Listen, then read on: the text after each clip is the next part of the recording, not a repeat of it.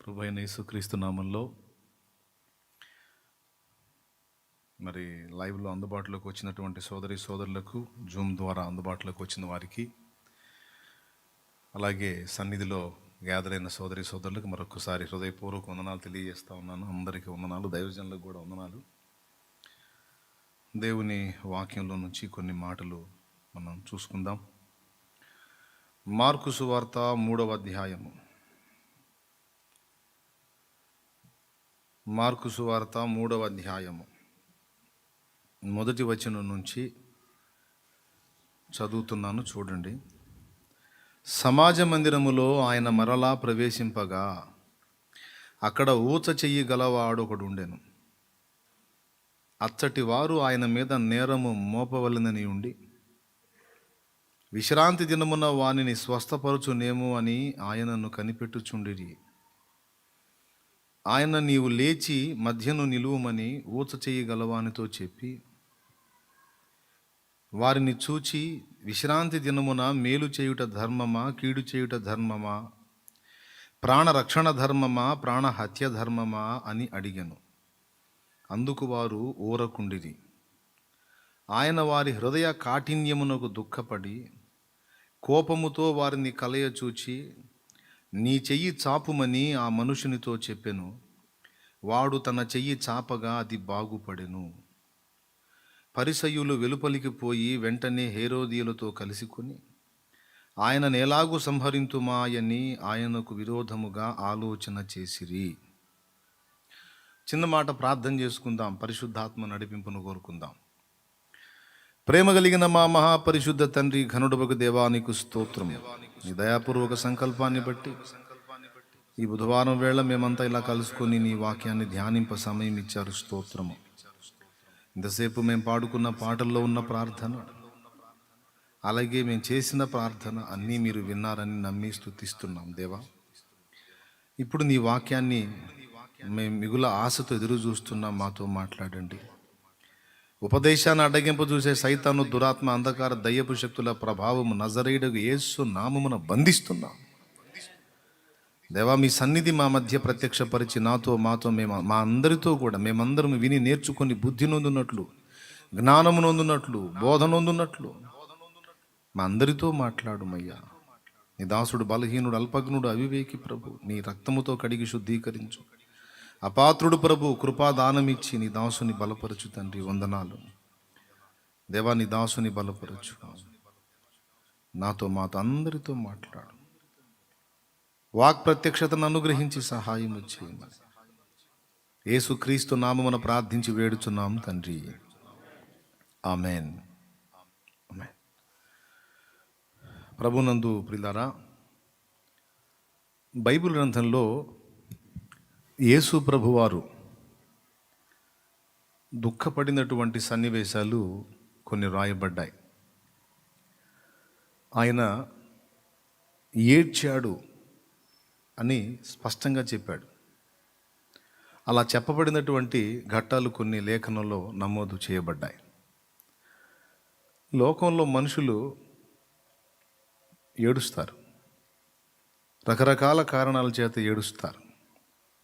దుఃఖము, బాధ, రోదన, ఏడుపు మానవుని యొక్క భావోద్రేకాలలో ఒకటి. సంతోషం, ప్రేమ, భావోద్రేకాలు. ఈ భావోద్రేకాల్లో కోపము కూడా ఒకటి ఉంటుంది. అది కూడా ఒక భావోద్రేకం. ఆపేక్ష అంటే కోరిక, అదొక భావోద్రేకం. అలాగే దుఃఖపడటం, ఏడవటం కూడా భావోద్రేకం. ఈ భావోద్రేకాలు మనకే కాదు, మనకంటే ముందు దేవునికి ఉన్నాయి. దేవుడు కూడా సంతోషించే ఘట్టాలు ఉన్నాయి, బైబిల్లో రాయబడ్డాయి. దేవుడు ఆనందించే ఘట్టాలు రాయబడ్డాయి. దేవుడు బాధపడే ఘట్టాలు రాయబడ్డాయి. దేవుడు కోపగించుకునే ఘట్టాలు రాయబడ్డాయి. దేవుడు కనికరించే ఘట్టాలు రాయబడ్డాయి. ఇట్లాగా చాలా సంగతులు, భావోద్రేకపరమైన విషయాలు చాలా వ్రాయబడ్డాయి దేవుని గురించి. దేవుడికి అసలు ఏ భావోద్రేకాలు ఉండవు. అసలు దేవుడు ఏమి అర్థం కాడు, అయోమయం, గందరగోళం అని కొందరు అనుకున్నారు. కానీ నేను నమ్మిన దేవుడు అలాంటోడు కాదు. నాలో ఉన్న భావోద్రేకాలు, శుభగుణాలు ఏవైనా ఉంటే అవన్నీ నాకంటే ముందు నా దేవునిలో ఉన్నాయి. దేవునికి మహిమ. దేవుడు కూడా దుఃఖపడతాడు, బాధపడతాడు అనే ఒక ముఖ్యమైన సంగతిని మనం ఎప్పుడూ మర్చిపోకూడదు.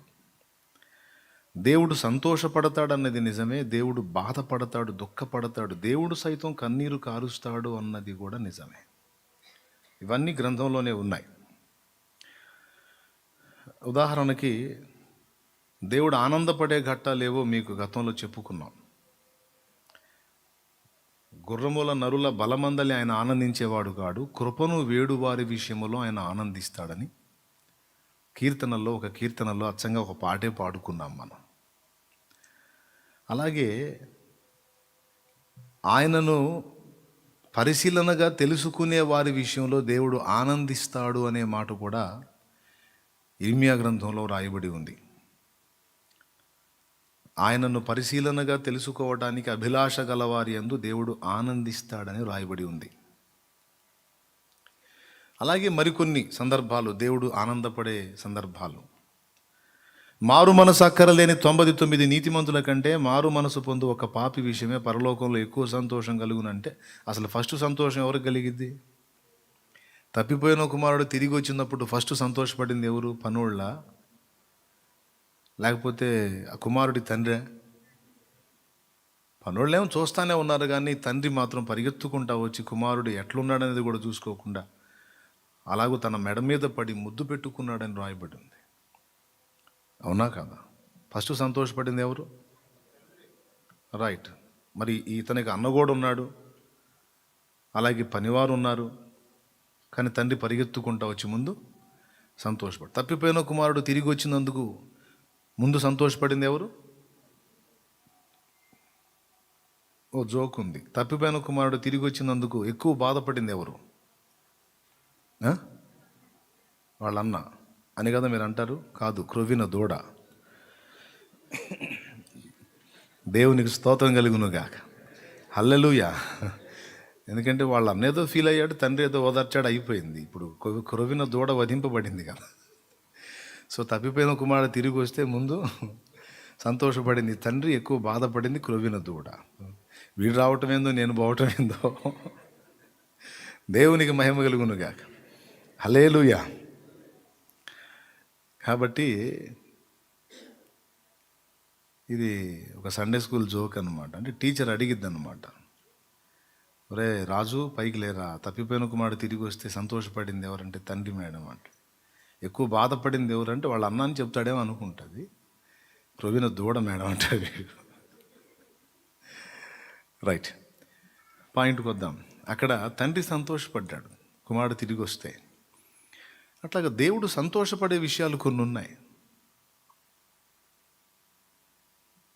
మీరు బహుగా ఫలించుట వలన పరలోకమందున్న నా తండ్రి మహిమపరచబడతాడు.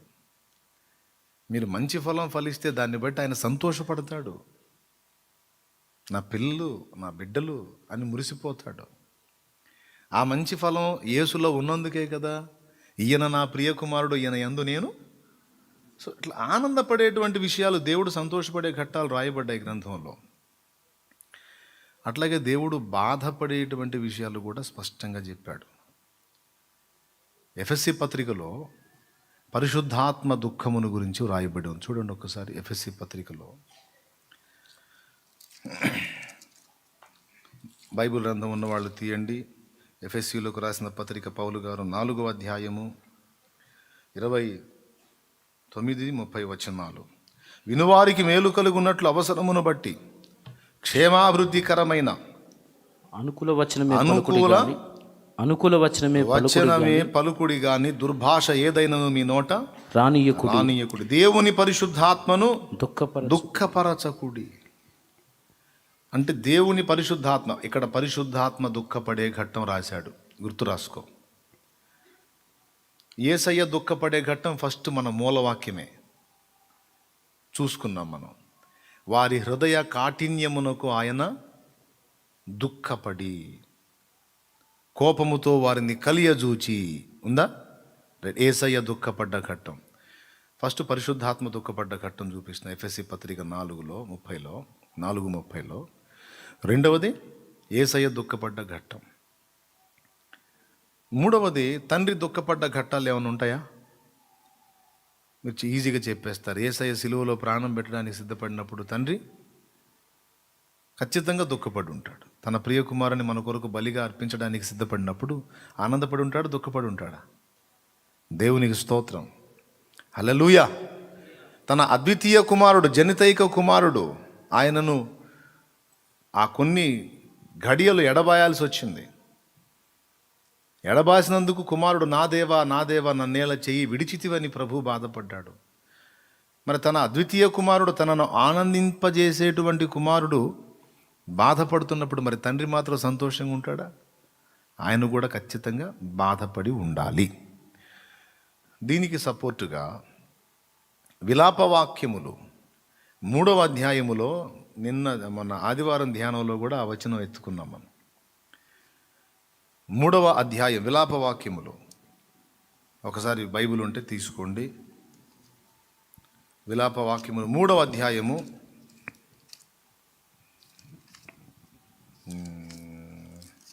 తీసినారా? 30వ ఒక నిమిషం ఆగండి, 31వ వచనం చదవండి. ప్రభు సర్వకాలము వీడనాడడు, ఆయన బాధ పెట్టినను తన కృపా సమృద్ధిని బట్టి జాలిపడును. హృదయపూర్వకముగా ఆయన నరులకు విచారమునైనను బాధనైనను కలుగజేయడు అన్నాడు.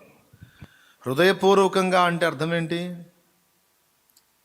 హృదయపూర్వకంగా అంటే ఇష్టపూర్వకంగా, సంతోషభరితంగా ఆయన మనకు బాధలను కానీ కష్టాలను కానీ అనుమతించడు. అంటే మనకు శ్రమ కలిగినప్పుడు ఆయన బాధపడతాడు అని చెప్పగానే చెప్తున్నాడు. అంటే మనకు ఏదన్నా ఒక శ్రమ అవసరమై ఉంటే, బాధ అవసరమై ఉంటే దాన్ని ఆయన అనుమతిస్తాడు. అనుమతించేటప్పుడు సంతోషంగా అనుమతించడట. హృదయపూర్వకముగా దేవుడు నరులకు బాధనైనను విచారమునైనను కలుగజేయడు. ఒకవేళ బాధ పెట్టి నన్ను కృపా సమృద్ధిని బట్టి జాలిపడును. మీరు దావీదు దగ్గర చూసినట్లయితే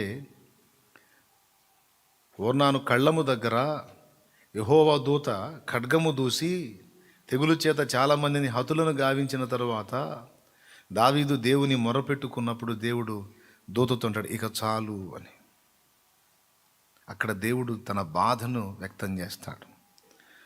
తర్వాత, అయ్యో ఎఫ్రాయిము, నీ విషయములో నా కడుపులో చాలా వేదన ఉన్నది, బాధ ఉన్నది, నిన్ను నేను మరువజాలను. ఇట్లా అనేక వచనాలు దేవుడు బాధపడేటువంటి విషయాలు వ్రాయబడ్డాయి. ఇప్పుడు పరిశుద్ధాత్మ దుఃఖపడ్డ ఘట్టం, యేసయ్య దుఃఖపడ్డ ఘట్టం, తండ్రి కూడా దుఃఖపడిన ఘట్టాలు కొన్ని మనం చూసుకున్నాం. ఇట్లా మనం సేవించేటువంటి దేవుడు ఏ చలనం లేనటువంటి వాడు కాడు. ఆయన మనవలే స్పందించేటువంటి హృదయము కలిగిన వాడు. ఇది ఫస్ట్ మనం దేవుడిని అర్థం చేసుకోవాలి. ఒకసారి స్తోత్రం చెప్పండి. ఇక యేసు ప్రభు వారు బైబిల్లో దుఃఖపడ్డ ఘట్టాలు ఏవో కొన్ని పరిశీలన చేసుకుందాం. ఆయన దుఃఖపడ్డ ఘట్టాలు కొన్ని మీరు చెప్పగలుగుతారా? రైట్.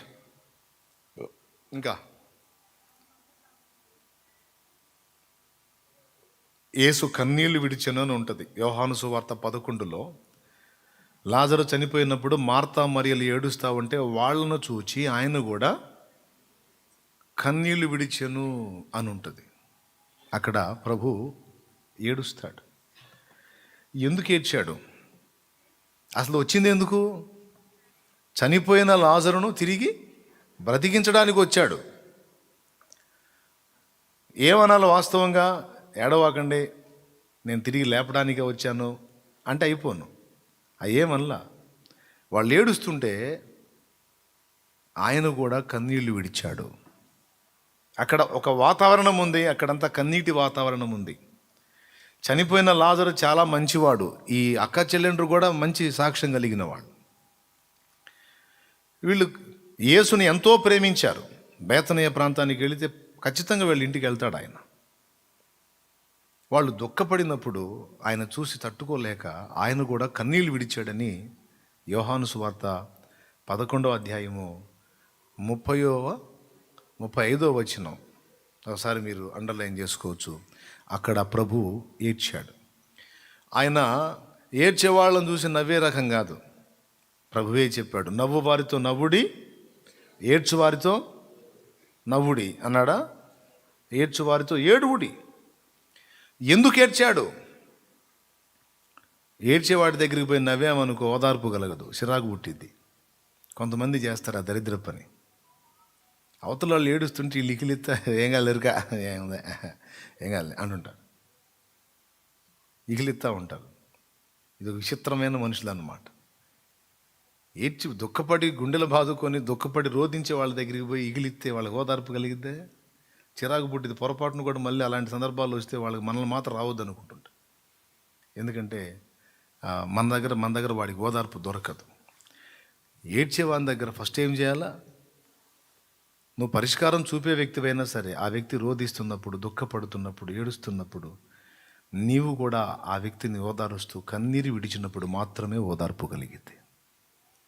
యేసు హృదయం ఎలా స్పందించిందంటే, తన బిడ్డలు దుఃఖపడుతున్నప్పుడు ఒక తల్లి వలె, ఒక తండ్రి వలె ఆయన స్పందించాడు మార్తా మరియల కన్నీళ్లు చూసి. దేవునికి స్తోత్రం కలుగునుగాక. హల్లెలూయా. యేసు కన్నీళ్లు విడిచాడు. అప్పుడు యూదులు అనుకున్నారు, చూడు ఆయన ఎంత ప్రేమించాడో, వాళ్ళని ఎంత ప్రేమించాడో. నిజమే అది. నన్ను ఘనపరచు వారిని నేను ఘనపరుస్తాను, నన్ను ప్రేమించే వారిని నేను ప్రేమిస్తాను. Praise the Lord. దేవుని ప్రేమించి దేవుని ఘనపరిచే మనసున్న వాళ్ళని ప్రత్యేకంగానే దేవుడు ప్రేమిస్తాడండి. ప్రత్యేకంగానే వాళ్ళని దృష్టిలో పెట్టుకుంటాడు, ఘనపరుస్తాడు. నువ్వే కొలత కొలుస్తావు, నీకు అదే కొలత అని చెప్పాడు కదా.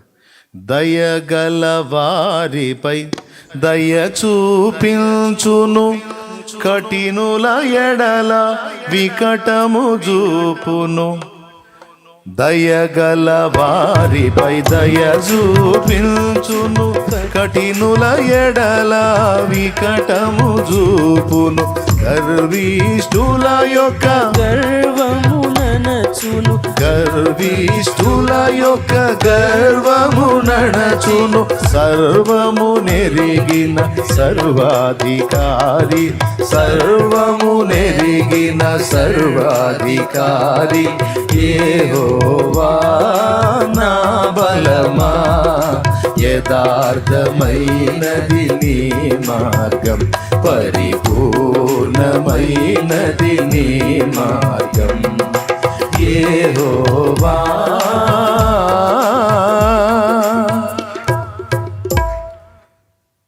దేవునికి మహిమ. దయగల వారికి దయ చూపుతాడు, కనికరం గల వారికి కనికరం చూపుతాడు. ఆయన్ని ప్రేమించే వారిని స్పెషల్గానే ప్రేమిస్తాడు. నువ్వు దేవుణ్ణి ఎంత స్పెషల్గా ప్రేమిస్తావో అంత స్పెషల్ లవ్ నీ మీద కూడా ఆయనకు ఉంటుంది. నువ్వు చూపవేంది? నిన్ను ప్రత్యేకంగా ఎవరన్నా బాగా శ్రద్ధతో ప్రేమిస్తే ఎట్టి పరిస్థితుల్లో నువ్వు వారిని తక్కువ ప్రేమించబుద్ధి కాదు, ఇంకా ఎక్కువ ప్రేమించాలనిపిస్తుంది. అట్లే లేదా? మొఖాలు ఏందట్టు పెట్టారు, మాకు అట్లే ఉండదు అన్నట్టు. ఖచ్చితంగా ప్రేమిస్తాం అంతే. మనుషుల్లో మనమే అంతగా స్పందించినప్పుడు దేవుడు స్పందించడు, మరి ఎక్కువగా స్పందిస్తాడు. మార్తా మరియలు కావచ్చు, లాజరు కావచ్చు, యేసును ప్రేమించారు, ఆయన కూడా వారిని ప్రేమించాను. యేసు వెంబడించినటువంటి 12 శిష్యులలో యోహాను ఒకడు. మిగిలిన వాళ్ళు ఎవ్వరు కూడా ఆయన దగ్గరికి వెళ్ళి కౌగులించుకునేంత స్వతంత్రత లేదు. అంటే ఆయన కొంచెం గంభీరంగా ఉంటాడు ప్రభు. మిగిలిన వాళ్ళు అందరూ ఉన్నారు కానీ అంత అంత చనువుగా పోయి ఆయన్ని ఆలింగనం చేసుకునేంత ధైర్యం ఎవరు చేయలేరు. ఆయన ఎప్పుడు ఎవరిని గద్దించలేదు. నన్నే కౌగిలించుకొని వచ్చావా, ఎడిసాపో అని ఎవరిని గద్దించలేదు ఆయన. కానీ యోహాను మాత్రం కదిలితే వెళ్ళి ఆయన దగ్గర ఆయన రొమ్మున ఆనుకున్న శిష్యుడు. రొమ్మున ఆనుకున్న శిష్యుడు అంట. అంటే యోహాను కంటే ఎత్తుండొచ్చు బహుశా యేసయ్య. దేవునికి స్తోత్రం, హల్లెలూయా. యోహాను కంటే ఎత్తుండొచ్చు. ఆయన నిలబడితే యోహాను తలపై ఆయన రొమ్ము భాగంలో ఉంటుంది. యోహాను అలాగే వెళితే అట్లా తీసుకొని అట్లా ఆ గుండెకి హత్తుకుంటాడు. యోహాను చెప్పునానా అక్కడ అర్థమైంది యేసయ్యకి బాగా ఎత్తని. దేవునికి స్తోత్రం కలుగును గాక, హల్లెలూయా. యోహాను 6 అడుగులు ఉన్నాడు అనుకుందాం. పొట్టివాడైతే కాదు. పొట్టివాడైతే చెప్తుండే జక్కయ్య పొట్టివాడని. ఒక ఇశ్రాయేలీయుడు కనీసం ఒక 6 అడుగులు నికరంగా ఉంటాడు అనుకుందాం. యోహాను 6 అడుగులు ఉంటే 6 అడుగులు ఉన్న యోహాను యేసయ్య రొమ్ము దగ్గరికి వచ్చాడంటే ఇక ఎంత ఉంటాడో చూడండి. ఆయన రొమ్మున ఆనుకున్న శిష్యుడు. దేవునికి మహిమ. ప్రేమ ప్రేమ యోహాను తన గురించి తాను యోహాను అని చెప్పుకోలేదు. యేసు ప్రేమించిన శిష్యుడు అని చెప్పుకున్నాడు. ఎందుకంటే యోహానుకు యేసయ్య అంటే పిచ్చి. యోహానుకు యేసయ్య ప్రపంచం. ఎంత పిచ్చి అంటే ఆయన సిలువ వేయబడ్డప్పుడు అందరూ జంపు, శిష్యులందరూ జంపు, ఎవరు లేరు. కానీ తల్లిని ఎవరికి అప్పచెప్పాడు చూడండి, యోహానుకి. ఆయన సిలువ దగ్గర చివరి వరకు నిలిచి ఉన్న వ్యక్తి ఎవరు? యోహాను. నా ప్రభువునే ప్రాణం తీసినప్పుడు ఇక నేను మాత్రం ఎందుకు బ్రతికుండాలి? చంపితే నన్ను కూడా చంపనే, సస్తా పోతే పోతా, నా ప్రభువు లేని జీవితం నాకెందుకు అనుకున్నాడేమో. తెగించిపోయి యేసును అనుసరించాడు. చివరికి సిలువ దగ్గరికి పోయి నిలబడ్డాడు ఆయన. ఇంకెవరు లేరు, అందరూ జంపు. మరీ ముఖ్యంగా అయితే అసలు వీళ్ళందరూ నిన్ను ఎరగనని చెప్పినా సరే నేను ప్రాణమైనా పెడతాను నీ కోసం అసలు అని చెప్పినోడైతే 3 సార్లు అబద్ధం ఆడాడు. నీకోసం చావనైనా చస్తాను అన్నోడు 3 సార్లు అబద్ధం ఆడాడు. నాకు తెలియదు అసలు యేసు ఎవరు అని. యేసు ప్రేమించిన శిష్యుడైన యోహాను మాత్రం, యేసు రొమ్మున ఆనుకున్న శిష్యుడైన యోహాను మాత్రం యేసును వదల్లా. అందుకే స్పెషల్గా యేసయ్య కూడా అతన్ని గుర్తించాడు. యోహాను సువార్త 2లో చక్కగా వ్రాయబడి ఉంది, ఆయన మనుషుని ఆంతర్యం ఎరిగినవాడు. ఆయన మనుషులను ఎరిగినవాడు, ఎవరిని గూర్చియో ఆయనకు సాక్ష్యం ఇయ్యనక్కరలేదు. పేతురు ఏందో తెలుసు, ఆంద్రేయ ఏందో తెలుసు, నతనీయులు ఏందో తెలుసు, బర్తిలోమె ఏందో తెలుసు, యోధా ఏందో తెలుసు, యాకోబు ఏందో తెలుసు, యోహాన్ ఏందో తెలుసు, యోధా ఏందో తెలుసు, అందరూ తెలుసు. నువ్వేందో తెలుసు, నేనేందో తెలుసు. ఏ మనుషుని గురించి ఆయనకు మనం సాక్ష్యం ఇయ్యనక్కర్లా. కాబట్టి ఫస్ట్ పాయింట్ ఏంటంటే, ఎవరు ఎంత ప్రేమిస్తారో అంత ప్రేమ దేవుని దగ్గర నుండి నువ్వు ఖచ్చితంగా పొందుకుంటావు. దేవునికి మహిమ. ఎవరు ఎంత ఘనపరచ ఇష్టపడతారో అంత ఘనత దేవుని దగ్గర నీవు పొందుతావు. అయితే ఘనత పొందాలని దేవుణ్ణి ఘనపరచవాకు. ఆయన ఘనపరచని అవమానపరచని వేరే సంగతి. కానీ నీవు ఘనపరచడానికి యోగ్యుడు ఆయన గనుక ఘనపరచు. దేవునికి స్తోత్రం. ఆయన నిన్ను ప్రేమించకపోయిన తర్వాత సంగతి. నీవు ప్రేమించడానికి యోగ్యుడు. ప్రేమించకపోవడం ఏంటి? నువ్వు ఆయన పట్టించుకోకముందే నీ కోసం ప్రాణం పెట్టినంతగా ప్రేమించాడు. నీ ప్రేమకు 100కి 100% అర్హుడు యేసు. దేవునికి మహిమ కలుగును గాక. కాదంటారా? కాబట్టి అక్కడ లాజరు కుటుంబం యేసుని బాగా ప్రేమించిన కుటుంబం. యేసయ్య వాళ్ళ ఇంటికి వస్తే చాలా విలువైనటువంటి అత్తరుబుడ్డి పగలగొట్టేసింది మరియా. యేసయ్యను తమ ఇంట చేర్చుకొని ఆయన ఉపదేశాన్ని గైకొన్నది మరియా. ఆయనకు ఆహారం సిద్ధపరచడానికి ప్రయాసపడి తిట్టులు తింది మార్త. మొత్తం మీద ఆయన వారిని ప్రేమించాడు. ఎందుకనగా వారు ఆయనను ప్రత్యేకంగా ప్రేమించారు. ఎంతో ప్రేమించి ఆయనకి ఏది తక్కువ కాకుండా చూసుకుందాం అని ఆయనను సంతోషపెట్టే ఆరాటం కలిగినటువంటి ఆ బిడ్డలు ఏడుస్తుంటే ఆయన తట్టుకోలేకపోయాడు. ఆయన ఏడ్చి బాధపడుతుంటే చుట్టూ ఉన్నవాళ్ళు మూలిగారు, సణిగారు. ఇంతసేటు ప్రేమించాడు, ఎంతసేటు ఏడుస్తున్నాడు, ఆ గుడ్డివాడి కళ్ళు తెరిచినవాడు ఈ చచ్చిన లాజర్ను బ్రతికించలేడా అన్నారు. అప్పుడు ఇక ఆయన ఆత్మలో వేదన పడుతూ లాజర్ని ఎక్కడ పెట్టారు అన్నాడు. ఆ మాట విన్న తర్వాత ఫలానా దగ్గర సమాధి చేశాం. అప్పుడు పోయి లేపాడు బయట. దేవునికి స్తోత్రం కలుగునుగాక. హల్లెలూయా. ఎందుకు ఏడ్చాడు అక్కడ? మొదటి కారణం, ఆయన దుఃఖపడ్డదానికి మొదటి కారణం ప్రేమను బట్టి ఏడ్చాడు ఆయన. ఈరోజు నువ్వు నేను మనం కూడా ఆయనను ప్రేమించే పిల్లలంగా మనం వేదన పడుతుంటే, శ్రమ పడుతుంటే, అవమానం పడుతుంటే, దుఃఖపడుతుంటే, మనం కన్నీరు విడుస్తుంటే ఆయన ఆనందపడతా కూర్చోడు. ఆయన మన విషయమై దుఃఖపడువాడై ఉన్నాడు. ఆయన కూడా బాధపడతాడు. మీకు తెలుసా, ఆయన ఓదారుస్తాడు అద్భుతంగా. ఓ భక్తుడు పాడాడు, రాశాడు భక్తుడు, పాడిన ఆయన భక్తుడో కాదో తెలియదు. నేను పిలిస్తే పరుగున విచ్చేస్తారు, నేను స్తుతిస్తే నా ప్రార్థనలకిస్తారు, నేను ఏడిస్తే లాలించి ఓదారుస్తారు. ఓ ఎంత గొప్ప ప్రేమ నా యేసుకి, ఓ ఎంత గొప్ప ప్రేమ నా యేసుకి. నేను పిలిస్తే పరుగున విచ్చేస్తారు, నేను స్తుతిస్తే నా ప్రార్థనలకిస్తారు, నేను ఏడిస్తే లాలించి ఓదారుస్తారు. ఓ ఎంత గొప్ప ప్రేమ నా యేసుకి, ఓ ఎంత గొప్ప ప్రేమ నా యేసుకి. దేవునికి స్తోత్రం కలుగును గాక.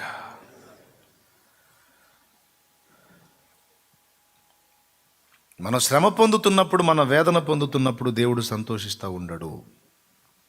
ఆయనను ప్రేమించే ప్రియమైన పిల్లలమైన మనం బాధపడుతున్నప్పుడు ఆ బాధ తను స్వీకరిస్తాడు, తను కూడా స్పందిస్తాడు. మనం హింస పొందుతున్నప్పుడు దేవుడు మౌనంగా ఉండడు. ఆయన ఆ హింసను ఆయన అనుభవంలోకి తీసుకుంటాడు. నిజం ఇది. సౌలు బహుగా సంఘమును హింసించినప్పుడు, సౌలు సంఘమును బహుగా బాధ పెట్టినప్పుడు, సౌలుని దేవుడు పలకరించినప్పుడు ఏమన్నాడు ప్రభు? సౌలా సౌలా నన్నెందుకు హింసించుచున్నావు అన్నాడు. అప్పుడు సౌలు ఏమన్నాడు? ప్రభు అసలు నువ్వు ఎవరివయ్యా? నేను ఇదే చూడటం, నేను నిన్ను హింసించటం ఏమిటి అంటే ఎవరిని ఉద్దేశించి ఆ మాట అన్నాడు ప్రభు? అంటే నా బిడ్డల్ని హింస పెడితే, నా బిడ్డల్ని అవమానిస్తే, నా బిడ్డల్ని గాయపరిస్తే, మీరు చెప్పండి చెప్పండి, నా బిడ్డల్ని హింసిస్తే, నా బిడ్డల్ని ఏడిపిస్తే, నోరు తెరిచి చెప్పండి, నా బిడ్డల్ని అవమానపరిస్తే, నా బిడ్డల్ని సంతోషపెడితే, దేవునికి స్తోత్రం కలుగును గాక. హల్లెలూయా. ఎంటర్ అయిపోతాడు ఆయన. ఎందుకంటే విశ్వాసమును బట్టి ఆయన జీవం, మన జీవం పెనవేయబడ్డాయి. అది కొలసై పత్రిక 3:1 చెప్తున్న సాక్ష్యం చూడండి. మీరు క్రీస్తుతో కూడా లేపబడిన వారైతే పైనున్న వాటినే వెదకుడి, అక్కడ క్రీస్తు దేవుని కుడిపార్శ్వమున కూర్చుండి ఉన్నాడు. పైనున్న వాటి మీదనే కాని భూ సంబంధమైన వాటి మీద మనస్సు పెట్టుకొనకుడి. ఏలయనగా ఎందుకనగా మీరు మృతి పొందితిరి, మీ జీవము క్రీస్తుతో కూడా దేవుని యందు దాచబడి ఉన్నది. అది నా జీవం నీ కృపలో దాచితివే, నా జీవిత కాలమంతా ప్రభువా నీవేనా ఆశ్రయం, నా ఆశ్రయం. నా జీవం నీ కృపలో దాచితివే, నా జీవిత కాలమంతా ప్రభువా నీవేనా ఆశ్రయం, నా ఆశ్రయం. నా జీవం నీ కృపలో దాచితివే. దేవునికి మహిమ. ఈ పాట మీకు తెలుసు, కానీ నేను ఎందుకు పాడినా తెలుసా? ఆ సందర్భానుసారంగా పాట పాడినప్పుడు ఆ ఆత్మీయత ఒక్కసారి అక్కడ ప్రవహించింది. అందుకు పాడుతా పాట. ఆ పాట పలికినప్పుడు, పాడినప్పుడు ఆ పాటలోని ఆత్మీయత, ఆ జీవం అనేది మన మీదకి వచ్చింది. అందుకు వాడతా. దేవునికి స్తోత్రం. మన జీవం ఆయనతో పెనవేయబడి ఉంది. మనం పరిశుద్ధాత్మ చేత ముద్ర వేయబడ్డాం. మనం ఆయన విమోచన దినం వరకు మనం ఆయన యందు ముద్రించబడి ఉన్నాం. పరిశుద్ధాత్మ క్రీస్తు వేరుగా ఉంటారా? తండ్రి మనం వేరుగా ఉంటామా? మన యందు ఆయన నివసించుచున్నాడు. దేవునికి మహిమ. మళ్ళీ పాట, గుడి గోడలలో లేడు దేవుడు, గుండె గుడిలో చాలు. దేవునికి మహిమ. కాబట్టి మనం బాధపడితే ఆ బాధ ఖచ్చితంగా ఆయన కూడా అనుభవంలోకి తీసుకుంటాడు. మనం హింస పొందితే ఆ హింసను కూడా ఆయన అనుభవంలోకి తీసుకుంటాడు. తాను హింసింపబడుతున్నట్టు ఫీల్ అవుతాడు. మనం ఏడిస్తే ఆయన కూడా దుఃఖంలోకి ప్రవేశిస్తాడు. మనం కూడా దుఃఖపడుతున్నాం, ఆయన కూడా దుఃఖంలోకి వచ్చేస్తాడు. ఆయన కూడా మనం ఏడిస్తే ఆయన నవ్వడు. కొంతమంది మనుషుల్లాగా. ప్రియులారా, ఇది మొదటి సంగతి. ఈరోజు చాలామంది ఎన్నో రకాల కారణాలను బట్టి దుఃఖపడుతూ ఉన్నారు, బాధపడుతూ ఉన్నారు. అసలు నా కన్నీళ్ళు దేవుడికి కనబడుతున్నాయా? నా దుఃఖం దేవునికి కనిపిస్తుందా? అసలు నేను ఏ స్థితిలో ఉన్నానో, ఎంత వేదన పడుతున్నానో, ఎంత ఏడుస్తున్నానో, ఎంత రోధిస్తున్నానో, నా ఆవేదన దేవునికి తెలుస్తుందా? నేను పడుతున్న హింస, నేను పడుతున్న బాధ, నేను నలుగుతున్న ఈ వేదనంతా దేవుడికి తెలుసా అని కొంతమంది ఆంతర్యంలో ప్రశ్న వేసుకుంటారు. నేను చెప్తున్నా, బాగా తెలుసు, బాగా తెలుసు. ఎంత బాగా తెలుసు అంటే, దెబ్బ నిన్ను జనం కొడితే, ఒకవేళ జనం ఎవడన్నా మనిషి నిన్ను కొడితే నొప్పి నీకు కొంచెం అయితే ఆయనకు, ఒకవేళ నీకు తగలాల్సిన నొప్పిలో ఒక 25 భాగం నీకు తగిలితే 30 భాగం ఆయన తగులుతుంది. ఆయన తను హింస పొందుతున్నట్టు ఫీల్ అవుతున్నాడు. సౌలా సౌలా నన్నెందుకు హింసించుచున్నా? నువ్వెవరు? అసలు నేను ఇంతవరకు నేను ఇప్పుడే చూడటం, నిన్ను నా బిడ్డల్ని హింసిస్తే నాకు తగులుతుందిరా బాబా బాధ. దేవునికి స్తోత్రం. అది దేవునికి నీకున్న అనుబంధం. నీ బాధ దేవుడు చూడకపోవటం ఏంటి? నీ వేదన దేవుడికి తెలియకపోవటం ఏంటి? నీ కన్నీళ్లు దేవుడు కానలేకపోవటం ఏమిటి? నీ హృదయ వేదన దేవునికి అర్థం కాకపోవటం ఏమిటి? నీకు అర్థం కాల ఆయన నీ విషయంలో ఎలా స్పందిస్తాడో. మరి అంతసేటు నా విషయంలో బాధపడితే, అంతసేటు మరి నా విషయంలో కన్నీరు విడిస్తే, దుఃఖపడితే, మరి నాకు ఈ బాధలు ఎందుకంటే అక్కడ చెప్పాడు కదా, చెప్పాడు, హృదయపూర్వకంగా నరునికి బాధనైనను విచారమునైనను కలుగజేయడు. అంటే ఏదో దానికి సంబంధించిన కారణం ఉంది. నువ్వు పడుతున్న బాధలో, నేను పడుతున్న బాధలో న్యాయమైన కారణం ఏదో ఉంది. తప్పలా నీకు అనుమతించడానికి దేవునికి. ఆయన దాన్ని అనుమతించి నువ్వు ఆ విషయంలో బాధపడుతుంటే నీతో పాటు ఆయన కూడా బాధ నొందుతున్నాడు. దేవునికి స్తోత్రం కలుగునుగాక. ఇప్పుడు యోసేపుని అమ్మబడేటట్టు అనుమతించి, అన్నల చేత అమ్మబడేటట్టు అనుమతించి నానా రకాల బాధల్లో గుండా తీసుకెళ్తున్నాడు. యోసేపు చెప్పండి, ఏడ్చుంటాడా, సంతోషంగా పోయి ఉంటాడా? ఒకసారి చెప్పండి మీరు. అసలు యోసేపు స్టోరీని ఎన్నిసార్లు చదివాను, అన్నిసార్లు ఏడ్చి నేను ఏడవకుండా ఒకసారి కూడా లేను.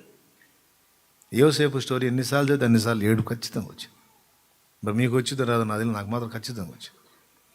ఎందుకంటే యోసేపు జీవితంలో దేవుడు జోక్యం చేసుకున్న తీరు కానీ, యాకోబుని యోసేపు కలుసుకున్నప్పుడు అనుభవం కానీ, వాళ్ళ అన్నలకి తను తాను బయలుపరుచుకున్నప్పుడు కానీ, తన తమ్ముడైన బెన్యామీనుకు తను తాను బయలుపరుచుకున్నప్పుడు, లేదా బెన్యామీను తను చూసినప్పుడు కానీ యోసేపు స్పందించిన తీరు మనల్ని కంటతడి పెట్టించింది. ఎన్నో బాధల్లో గుండా పాపం యోసేపుని తీసుకెళ్ళాడు. కన్న తండ్రి నుంచి ఎడబాటుకు అనుమతించాడు. సొంత వాళ్ళు ఆయన్ని అమ్ముకునేటట్టు, చంపచూసేటట్టు, అమ్ముకునేటట్టు చేశాడు. ఆ పరిస్థితులు అనుమతించాడు. అక్కడి నుంచి పోతిఫెరో తీసుకెళ్తే అక్కడ నిందపాలయ్యేటట్టు అనుమతించాడు, జైలు పాలయ్యేటట్టు అనుమతించాడు. ఈ అనుభవాలన్నిటి గుండా యోసేపుని తీసుకెళ్తున్నప్పుడు అమాయకంగా ఎంత ఏడ్చి ఉండొచ్చు యోసేపు. దేవా, నేను చేసిన తప్పేంటి దేవా? నేను చేసిన పాపమేంటి? నేను చేసిన అన్యాయం ఏంటి? నేను చేసిన ద్రోహం ఏంటి? 17 ఏళ్ల వాడిని నేను, చిన్న ప్రాయం కదా. ఎందుకు నాకు ఇంత అన్యాయం జరుగుతుంది? ఎందుకు నా మీద ఇట్లా పడుతున్నాయి? ఎందుకు నాకు ఈ బాధలు? ఏంటయ్యా నేను చేసిన దోషం? కొన్నిసార్లు మనం అనుభవిస్తున్న శ్రమలకి మనం కూడా ఇంతే ప్రశ్నిస్తాం. దేవా, ఎందుకు దేవా నాకు ఈ పరిస్థితి? నేను చేసిన దుర్మార్గం ఏంది, నేను చేసిన అన్యాయం ఏంది, ఎవరికి నేను చేశాను, నేను ఎందుకయ్యా నా మీద ఇలా వస్తున్నాయి, నా మీద ఇలా పడుతున్నాయి, నాకు ఎందుకయ్యా ఇలా అవుతుంది అని ఎన్నోసార్లు మీరు దుఃఖపడి ఉండొచ్చు, ఏడ్చి ఉండొచ్చు. అప్పుడు దేవుడు ఎలా స్పందించి ఉంటాడు? యోసేపుతో ఏమని మాట్లాడి ఉండొచ్చు? దేవుడు కూడా బాధపడుతూ, యోసేపు నా కుమారుడా, నీవును నీ వారందరూ బ్రతుకున్నట్లు, నీ వలన అనేక జనులు బ్రతుకున్నట్లును ఇలాంటి శ్రమల గుండా నీవు ప్రయాణం చేయవలసి ఉన్నది నాయన. నీ బాధలను బట్టి నాకు బాధగానే ఉన్నా, ఈ అనుభవాల్లో గుండా వెళితేనే నువ్వు అక్కడికి వెళ్ళగలుగుతావు. అక్కడికి వెళితేనే నిన్ను బట్టి నీ వారును అనేకులను బ్రతుకుతారు, అనేకులను నీవు బ్రతికించున్నట్లు. ముఖ్యంగా నా దాసుడైన అబ్రహాము సంతతిని నీవు బ్రతికించి ఉంచున్నట్లు నిన్ను ఈ అనుభవాల్లో గుండా నేను తీసుకెళ్లాల్సి వచ్చింది. నీ గుండె గాయం అవుతుంది, నీ మనసు బాధపడుతుంది తెలుసు, కానీ ఓర్చుకున్నానా. వీటన్నిటి ముగింపు ఉన్నతంగా ఉండబోతుంది. వీటన్నిటి ముగింపు అత్యద్భుతంగా ఉండబోతుంది. ఈరోజు కన్నీళ్లలో గుండా నీ ప్రయాణం ఉంది. ముగింపులో ఈ ఈ శ్రమలన్నీ జ్ఞాపకాలు, ఈ జ్ఞాపకాలన్నీ ఆనంద బాష్పాలుగా మారుతాయి. అవునా? అన్నలు తిరిగి రావటం యోసేపుకు ఆనందం కలిగించలేదా? వాళ్ళ ముఖాలు చూసినప్పుడు. బెన్యామీను యోసేపు దగ్గరికి వచ్చినప్పుడు ఆనంద బాష్పాలు ఏడ్చాడు పోయి. అది బాధతో ఏడ్చాడా, సంతోషంతో ఏడ్చాడా అంటే రెండు. తిరిగి నా వాళ్ళు నా దగ్గరకు వచ్చారు, నేను కలుసుకున్నాను అనేది ఒకటి. నా తమ్ముడిని ఇన్నాళ్ళకు చూశాను, నేను ఎప్పటికీ ఇక నా జీవితంలో వాడిని చూడలేను అనుకున్నాను, నా తమ్ముడిని చూశాను అని. దేవుని బట్టి, దేవా నా పట్ల ఎంత కార్యం చేశాను. ఆనాడు శ్రమల గుండా నేను ప్రయాణం చేసినప్పుడు, దేవా నేను ఏం అన్యాయం చేశానని ఇట్లా ప్రశ్నించాను. ఆ అనుభవాలు గుండా నన్ను తెచ్చి ఇక్కడ ఈ సింహాసనం ఎక్కించి ఈరోజు అందరిని తీసుకొచ్చి నా ముందు నిలబెట్టావు. నేను కోల్పోయాను అనుకున్న వాళ్ళందరినీ తిరిగి తీసుకొచ్చి నాకు అనుగ్రహించావు తండ్రి. హల్లెలూయా, హల్లెలూయా. అప్పుడు శ్రమలన్నీ అయిపోయిన తర్వాత ఇక చివరికి ఏం మిగిలింది యోసేపుకి? ఆనందకరమైన అనుభవాలు. మొదట కన్నీళ్ళు, తర్వాత ఆ కన్నీళ్ళే ఆనంద బాష్పాలు. బా, హల్లెలూయా, హల్లెలూయా. దేవుడు ఖచ్చితంగా నీ విషయంలో ఆయన గమనిస్తున్నది నిజం, పట్టించుకుంటున్నది నిజం, పరిస్థితి అవసరాన్ని బట్టి అనుమతిస్తున్నది నిజం. వీటన్నిటి ముగింపు ఎరిగినప్పటికీ కూడా నువ్వు బాధపడుతుంటే తాత్కాలికంగా నీతో పాటు ఆయన కూడా ఆ బాధని ఫేస్ చేస్తున్నది నిజం, నిజం, నిజం. నువ్వు ఏడుస్తూ కూర్చుంటే దేవుడు నవ్వుతా కూర్చోడు, ఆయన కూడా దుఃఖపడతా. దేవునికి మహిమ. ఇది మొదటిది, ఒక పాయింట్. అది యేసు ఏడ్చాడు, కన్నీళ్లు గార్చాడు. రెండవది, యేసు ఏడ్చాడు. ఎందుకు ఏడ్చాడు తెలుసా? ఒక్కసారి బైబిల్ గ్రంథంలో నుంచి లూకాసు వార్త తీసుకోండి. లూకాసు వార్త 19వ అధ్యాయము 41వ వచనం నుంచి చూడు. 19:41. ఆయన పట్టణమునకు సమీపించినప్పుడు దానిని చూచి దాని విషయమై ఏడ్చి, అద్దుగో ఆ పట్టణమును చూచి దాని విషయమై ఏడ్చి. ప్రభు ఏడ్చినటువంటి రెండవ ఘట్టం ఇదే. ఎందుకు ఏడ్చాడు ఇక్కడ? దేవుడు ప్రేమించి ఏర్పరచుకున్నటువంటి దేవుని ప్రజలకు భవిష్యత్తులో కలగబోతున్నటువంటి ఘోరమైన ఉపద్రవం. ఆయన వారిని దర్శిస్తున్నప్పుడు వారు ఆయన లక్ష్య పెట్టకుండా, వారు ఆయన విషయంలో చేయబోయేటువంటి కార్యము, దాని ఫలితంగా వారి మీదికి రాబోతున్న తీర్పు, వారు ఎదుర్కోబోతున్న ఘోరమైన శ్రమను ముందే చూచిన వాడై, ముందే ఎరిగిన వాడై ఆ పట్టణమును సమీపించి దాని విషయమై ఏడ్చేమన్నాడు చూడండి. ఆయన ఆ పట్టణమునకు సమీపించినప్పుడు దానిని చూచి దాని విషయమై ఏడ్చి, నీవును ఈ నీ దినమందైనను సమాధాన సంబంధమైన సంగతులను తెలుసుకొని ఎడల నీకు ఎంతో మేలు గాని ఇప్పుడు అవి నీ కన్నులకు మరుగు చేయబడి ఉన్నవి. అబ్బా. ప్రభు నిన్ను దర్శించిన కాలము నువ్వు ఎరుగకుంటివి ప్రభువు కనుక నిన్ను దర్శించిన కాలము నీవు ఎరుగకుంటివి గనుక నీ శత్రువులు నువ్వు చుట్టూ గుట్టు కట్టి ముట్టడి వేసి నీ శత్రువులు నీ చుట్టూ గట్టు కట్టి ముట్టడి వేసి అన్ని ప్రక్కలను నిన్ను అరికట్టి నీలోనున్న నీ పిల్లలతో కూడా నిన్ను నేల కలిపి నీలో రాతి మీద రాయి నిలిచి ఉండనియని దినములు వచ్చునని చెప్పెను. అద్దుగో చూసేశాడు మొత్తం ముందే. దానికి ఏం గతి పట్టబోతుందో, ఎలాంటి స్థితిగతి వెళ్ళబోతుందో మొత్తం ముందే చూసేశాడండి ఆయన. ఏమంటున్నాడు? ఈ నీ దినమందైనను దేవుడిచ్చినటువంటి టైం, దేవుడిచ్చిన కాలం అయిపోతుంది ఇక. అంటే భవిష్యత్తులో దేవుని నిర్లక్ష్య పెట్టి, దేవుని మాటలు పెడచెవిని పెట్టి, దేవుని హెచ్చరికలు లక్ష్య పెట్టకుండా, దేవుని ప్రేమపూర్వకమైన మాటలు లక్ష్య పెట్టకుండా, మూర్ఖంగా బరితెగించి తిరుగుబాటు చేస్తూ ఉన్నటువంటి పిల్లల విషయంలో దేవుడు ఏడుస్తున్నాడు. దేవునికి స్తోత్రం కలుగునుగాక. హల్లెలూయా, హల్లెలూయా. ఎందుకు ఇంత మూర్ఖుడు అయిపోయావు, మూర్ఖురాలి అయిపోయావు? ఎందుకు ఇంత బరితెగించావు? నేను ఎంతో హెచ్చరిక చేస్తున్నాను, ఎన్నో పర్యాయాలు నిన్ను దర్శించాను. మారు మనసు పొందు,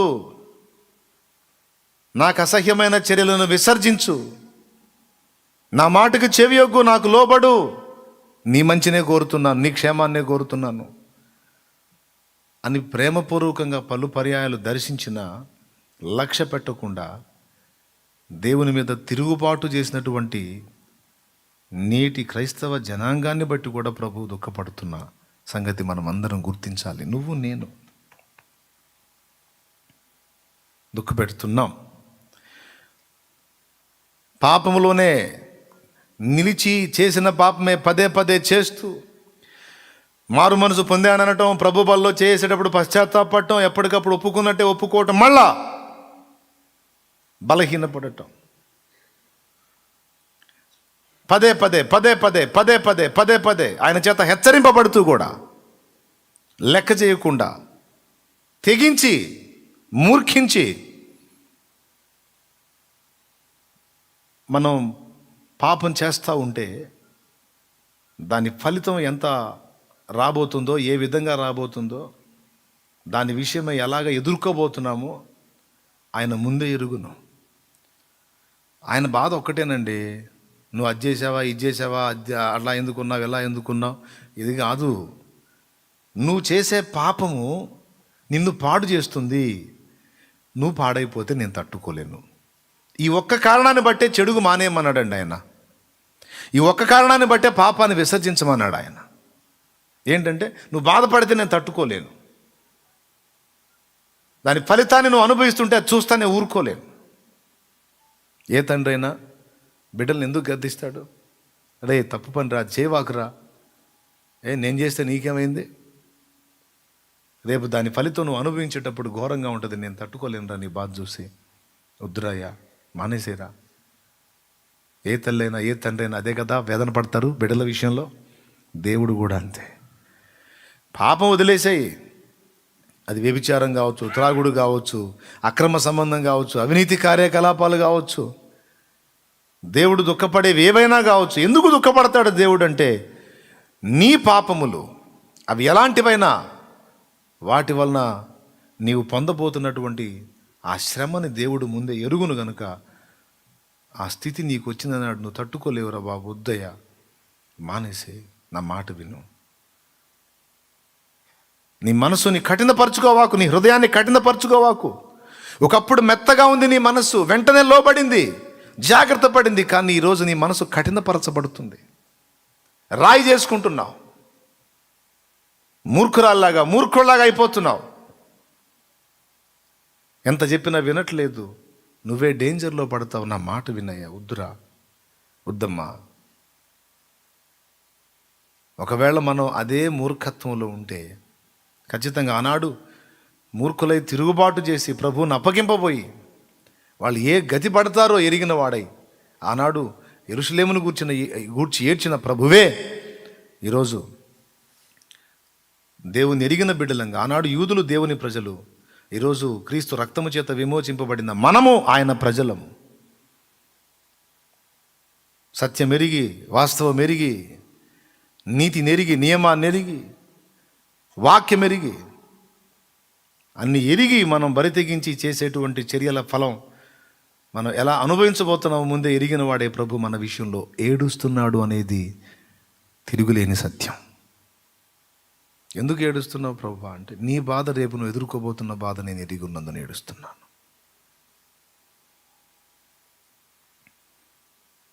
నేను ఈ అనుభవాలు స్పష్టంగా గుర్తించి చెప్తున్నానండి. అసలు మనలో ఉన్న పరిశుద్ధాత్మే దుఃఖపడతాడు. మీకు ఎప్పుడైనా గాఢ నిద్రలో ఉన్నప్పుడు కానీ, లేదా కొంచెం మెళకువ ఉండి ఉన్న నిద్రలో కానీ, అంటే పూర్తి డీప్ స్లీప్ కాకుండా కొద్దిగా అటు ఇటుగా ఉన్న నిద్రలో కానీ ఎప్పుడైనా మీలో నుండి మీరు ఏడుస్తున్నట్టు మీకు అనుభూతి ఎప్పుడన్నా కలిగిందా? మీలో నుండి మీరే ఏడుస్తున్నట్టు, మళ్ళీ మీరు నిద్రపోతున్నారు కానీ మీలో నుండి ఒక ఏడుపు మీకు వచ్చినట్టు ఎప్పుడన్నా అనుభూతి కలిగిందా? అనుభవం కలిగిందా? ఒకవేళ కలిగితే ఎంతమంది కలిగిందో చేయొద్దండి. నాకు కలిగింది, నేను యథార్థంగా చెప్తున్నాను. నిజంగా మీకు కలిగితేనే చెప్పండి. నువ్వు పండుకొని ఉన్నావు కానీ నీలో ఉండి ఒక వ్యక్తి ఏడుస్తున్నాడు. ఎంతమందికి వచ్చింది ఇలాంటి అనుభవం? ఏ స్థితిలో వచ్చిందో చెప్పగలరా? ఖచ్చితంగా ఎక్కడో రాంగ్ స్టెప్ వేస్తున్నప్పుడు, ఎక్కడో అభ్యంతరకరమైన క్రియలు చేస్తున్నప్పుడు, లేదా ఆలోచన చేస్తున్నప్పుడు, ఎక్కడో పొరపాటులో ఉన్నప్పుడు ఇలాంటి అనుభూతి ఖచ్చితంగా నీకు ఆ టైంలోనే కలిగి ఉంటుంది. అవునా? ఎంతమంది ఒప్పుకుంటారు? అది ఈ తప్పు ఆ తప్పు అని నేను చెప్పను. ఒకవేళ లైవ్లో చూసే వాళ్ళు ఎవరికైనా నా మాటలు వినబడుతుంటే ఆ అనుభూతి మీకు కలిగితే ఖచ్చితంగా చేయతి చూపించవచ్చు. అన్న, నేను కూడా ఫేస్ చేశాను ఇలాంటి అనుభూతి. నేను ఏదైనా ఒక పొరపాట్లు నువ్వు కంటిన్యూ అవుతున్నప్పుడు, కొనసాగుతున్నప్పుడు, మారు మనసు పొందినప్పుడు, పశ్చాత్తాపంలోకి రానప్పుడు, నీలోనే నువ్వు పండుకున్నప్పుడు గాఢ నిద్రలోనో కొద్దిగా మెలకువలోనో మొత్తం మీద మాత్రం నువ్వు పండుకొని ఉన్నావు కానీ నీ లోపల ఒక దుఃఖస్వరం వినబడతా ఉంటుంది. నీలో నువ్వే ఏడుస్తున్నట్టు నీకు అనుభూతి కలిగింది.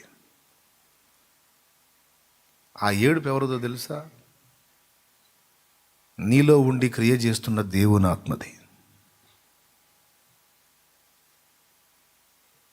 క్రీస్తు రక్తము చేత ప్రత్యేకింపబడిన మనో విమోచన దినం వరకు, దేహ విమోచన దినం వరకు ఆయన యందు ముద్రించబడి ఉన్నాం. ఇప్పుడు మనలో ఆయన నివాసం ఉంటున్నాడు, పరిశుద్ధాత్ముడు. ఆయన ఏడుస్తాడు, ఆయన దుఃఖపడతాడు. ఎందుకో తెలుసా? నీ చర్యల చేత తండ్రిని బాధ పెడుతున్నావు, నువ్వు ప్రభువుని దుఃఖపెడుతున్నావు, నన్ను దుఃఖపెడుతున్నావు.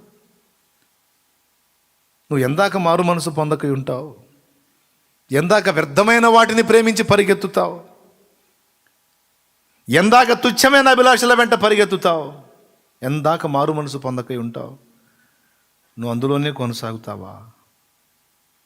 నువ్వు పరిశుద్ధుడవు కదా, పరిశుద్ధురాలివి కదా. ప్రభు రక్తము చేత, కలవరి శిలువలో ఆయన కార్చిన రక్తము చేత కదా నిన్ను కడిగాడు. మళ్ళా ఎలా వెళ్ళగలుగుతున్నావు? నువ్వు ఎలా చేయగలుగుతున్నావు? రోదన, దాని ఫలితం ఎంత ఇబ్బందికరంగా ఉంటుందో తెలుసా నీకు? భవిష్యత్తు ఎంత దుఃఖకరంగా ఉంటుందో తెలుసా? వద్దు, మానే, వదిలే. నా ఆజ్ఞ మీరేవనేదో కోపట్టం కాదు, గద్దించటం కాదు. నువ్వు బాధపడతావని, నువ్వు దుఃఖపడతావని, నువ్వు శ్రమ పడతావని నీ క్షేమాన్ని కోరి నేను బాధపడుతున్నాను. ఒక తల్లి ఎలా విలవించిద్దో, అయ్యా వద్దురా అని, ఒక తండ్రి ఎలాగ వద్దురా నా మాట వినరా అని ఎట్లా బ్రతిమలాడుతాడో, మన ప్రభు కూడా అంతే. వద్దు నాన్న, వద్దమ్మా, వద్దు. ఈరోజు మనం పరీక్షించుకోవాలి. ఒకవేళ లోపం ఉంటే మారు మనసు పొందుతాం. తర్వాత ఇది చూసేవాళ్ళైనా సరే ఖచ్చితంగా మారు మనసు పొందాలి. మనసుని కఠినపరుచుకోవద్దు. దేవుని భయాన్ని వదిలిపెట్టేసి బరి తెగించి ప్రవర్తించొద్దు. అది మాటలు కానీ, క్రియలు కానీ, చేతలు కానీ, మన సమస్తంలో పరిశీలించుకో. ఎందుకంటే దేవుడు దుఃఖపడుతున్నాడేమో, ప్రభు ఏడుస్తున్నాడేమో.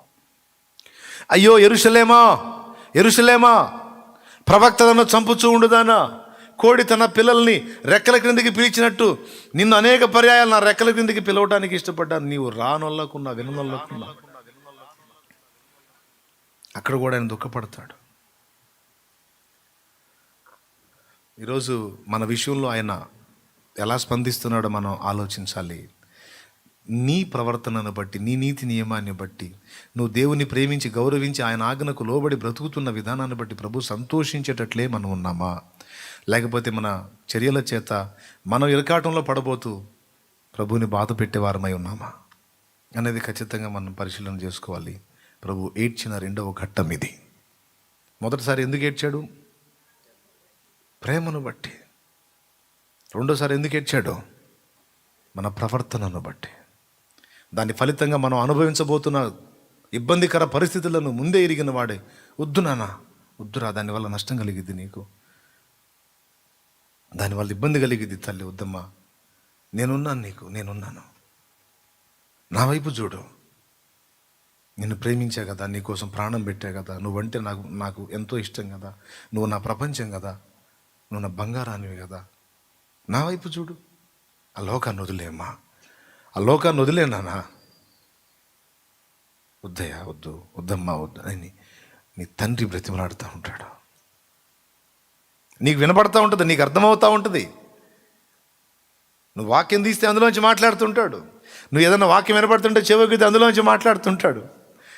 నువ్వు ఏదన్నా పుస్తకం తీస్తే అందులోంచి మాట్లాడుతూ ఉంటాడు. నువ్వు ఎక్కడ దైవస్వరం వినగోరి నువ్వు టచ్ చేస్తావు, అక్కడ వెంటనే ఆ స్వరం వినిపించి ఆ వార్నింగ్ ఇస్తూ ఉంటాడు. వద్దు, వద్దు, పశ్చాత్తాపడు, మారు మనసు పొందు, వద్దు, వద్దు. ఉందా? ఈ అనుభవం ఉందా లేదా? ఉందా లేదా? రైట్, మాట్లాడుతూ ఉంటాడు. రెండవ కారణం, ఖచ్చితంగా మారు మనసు పొందాలి.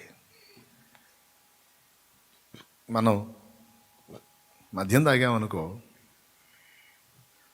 ఏసైకి ఏమన్నా లివర్ చెడిపోయిద్దా? ఎవరికి చెడిద్ది? మనకే కదా. అప్పుడు అది చెడిపోయి మనం అల్పాయుష్కులమైపోయి మధ్యలో పోయే పరిస్థితుల్లోకి వచ్చి దేవుడిచ్చిన అద్భుతమైన అవకాశాలు కోల్పోయి, ఇటు శారీరకంగాను అటు దేవుడి సేవ చేసే అవకాశం కోల్పోయి మధ్యలోనే పోయే పరిస్థితుల్లో ఉంటే, ఇటు వేదనను బట్టి అలా అవకాశాలు పోగొట్టుకున్న దాన్ని బట్టి మరి తండ్రికి బాధేగా. ఎవరిని ఏ పాపం మానేయమని చెప్పినా, ఎవరిని ఏ దోషం వదిలేయమని చెప్పినా 100% మన క్షేమాన్ని కోరే వదిలేయమన్నాడు, మన మంచిని కోరే వదిలేయమన్నాడు, మన బాగుని కోరే వదిలేయమన్నాడు. ఇప్పుడు మన ప్రవర్తనను బట్టి ఆయన ఏడ్చే స్థితిలో మనం ఉన్నామో, లేకపోతే అన్నా పర్వాలేదన్న దేవుడి దయ వల్ల అన్నీ మానేశాను, జాగ్రత్తగా ఉంటున్నాను, అన్నీ కంట్రోల్ చేసుకున్నాను, చిన్న చిన్నవి అంటే నా తండ్రి ఎప్పటికప్పుడు సరి చేసుకుంటూ ఉంటాడు, కానీ ఆయన మాత్రం ఎక్కువ బాధ పెట్టే పరిస్థితులు అయితే లేనన్న దేవుడి దయ వల్ల చాలా వరకు సరి చేయబడ్డాను అని తృప్తికరంగా ఉంటే దేవునికి స్తోత్రం. లోపాలు ఉంటే ఖచ్చితంగా మారు మనసు పొందుతాం, సరిదిద్దు నిజంగా మారు మనసు పొందుతాం. కోల్పోయినటువంటి ఆత్మీయతను తిరిగి పొందుకుందాం, దేవునితో తిరిగి సమాధానం పడదాం, తిరిగి దేవునికి దగ్గర అవుదాం, లోతైన ఆత్మీయతలోకి మళ్ళా ప్రవేశిద్దాం, దేవుని దగ్గర కూర్చుందాం, దేవునితో తిరిగి మళ్ళా గడపడం మొదలు పెడదాం. ప్రభుత్వ పెనుగులాటం మొదలు పెడదాం, ప్రభుత్వం కలిసి బ్రతకటం మొదలు పెడదాం, యేసులో ఆనందించటం మళ్ళా మొదలు పెడదాం.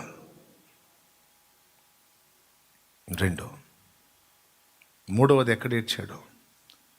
గెత్సేమనే తోటలో ఆయన ఏడ్చాడు. ఆయన చెమట రక్త బిందువుల వలె మారిందే. ఆయన వెళ్ళి శిష్యులకు కూడా చెప్పాడు, నాకు చాలా వేదనగా ఉంది అనే మాట కూడా శిష్యులతో చెప్తాడు. తెలుసు కదా మీకు, గెత్సేమనే తోటలో ఇక రాత్రి అప్పగించబడతాడు, సిలువ వేయబడతాడు, కొన్ని గంటలు తండ్రి నుంచి వేరు చేయబడతాడు.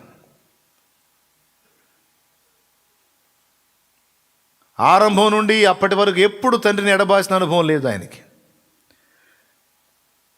నేను తండ్రి యందును తండ్రి నా యందును ఉన్నామని నీ వెరుగవా అన్నాడు ఫిలిప్పుతో. తండ్రితో ఎప్పుడు అనుబంధం కలిగి ఉన్నటువంటి ఆ అద్వితీయ కుమారుడు, దైవ కుమారుడు ఇక ఆ రాత్రి కొన్ని గంటలు తండ్రి నుండి ఎడబాసి ఉండాల్సినటువంటి ఆవశ్యకత ఏర్పడింది. ఎందుకు ఏడ్చాడు? ప్రాణం పెట్టడానికే వచ్చాడు. మరి యేసుప్రభుని అంతసేటు వేదన గురి చేసినటువంటిది ఏమై ఉంటుంది? తన పొందబోతున్న శ్రమల, కొంతమంది శ్రమలు అంటారు, అఫ్ కోర్స్ అయితే అయి ఉండొచ్చు. కానీ నేను మరొకటి అంటాను, ఏంటంటే కొన్ని గంటలు, కొన్ని ఘడియలు ఆయన తండ్రి నుండి వేరవుతున్నాడు. ఎందుకు? పాపమెరుగని ఆయనను మన నిమిత్తము పాపముగా చేశాను, పారద్రోయబడెను,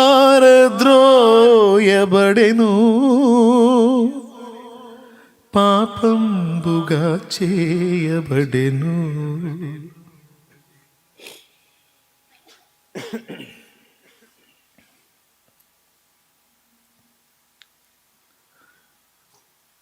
ధారగ రక్తంబు కార్చి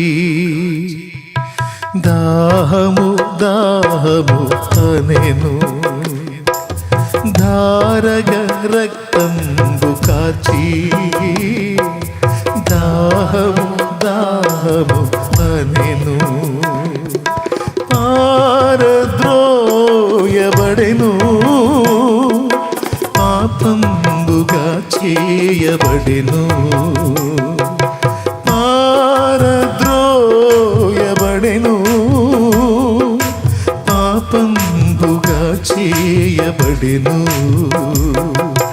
నీ కోసమే, అది నీ కోసమే, నా కోసమే, అది నా కోసమే. కల్వారి గిరిలోన సిల్వలో క్రీస్తేసు పలుబాధనుందెను, ఘోర బాధలు పొందెను. కల్వారి గిరిలోన సిల్వలో క్రీస్తేసు పలుబాధనుందెను, ఘోర బాధలు పొందెను. వధ చేయబడు గొర్రెవోలే బదులేమి పలుకలేదు, వధ చేయబడు గొర్రెవోలే బదులేమి పలుకలేదు. నిలువెల్ల గాయాలు పొంది విలువైన స్వస్థతనిచ్చే, నిలువెల్ల గాయాలు పొంది విలువైన స్వస్థతనిచ్చే. నీ కోసమే, అది నీ కోసమే, నా కోసమే, అది నా కోసమే. కల్వారి గిరిలోన సిల్వలో క్రీస్తేసు పలుబాధనుందెను, ఘోర బాధలు పొందెను.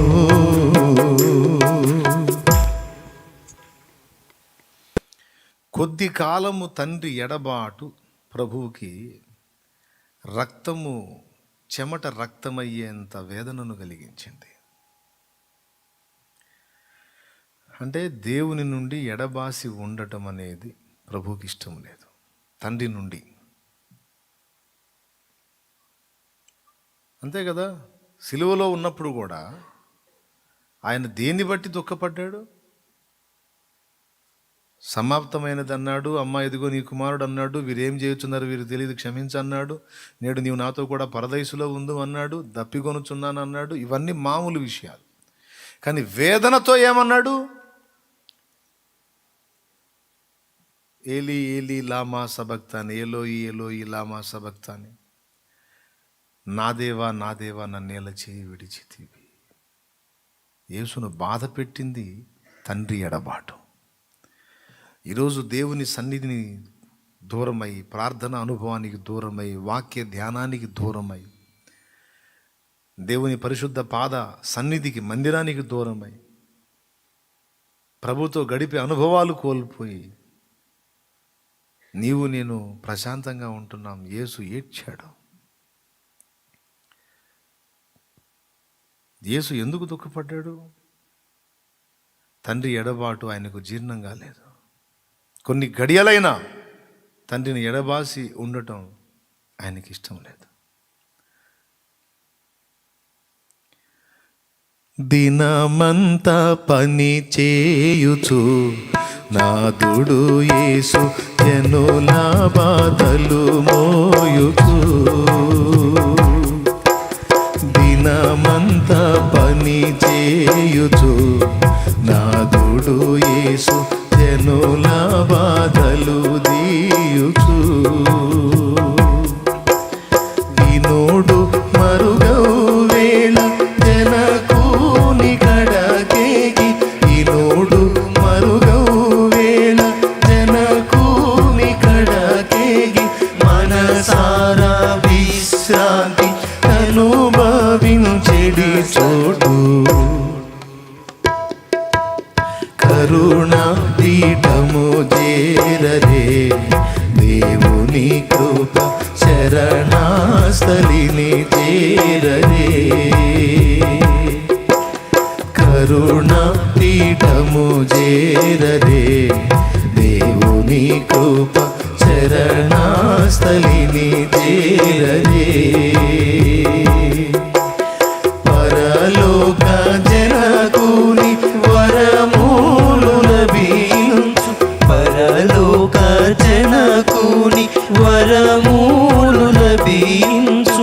తరుణమౌ ప్రార్థనలో కరములు జోడించి.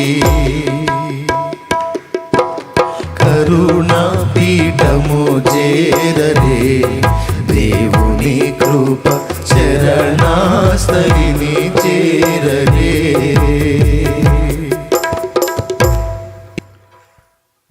దినమంతా పని చేయొచ్చు నాదుడు యేసు జనుల బాధలు మోయుచు తీయుచు. ఇనుడు మరుగవు వేళ సూర్యుడు మరుగయ్యే వేళ.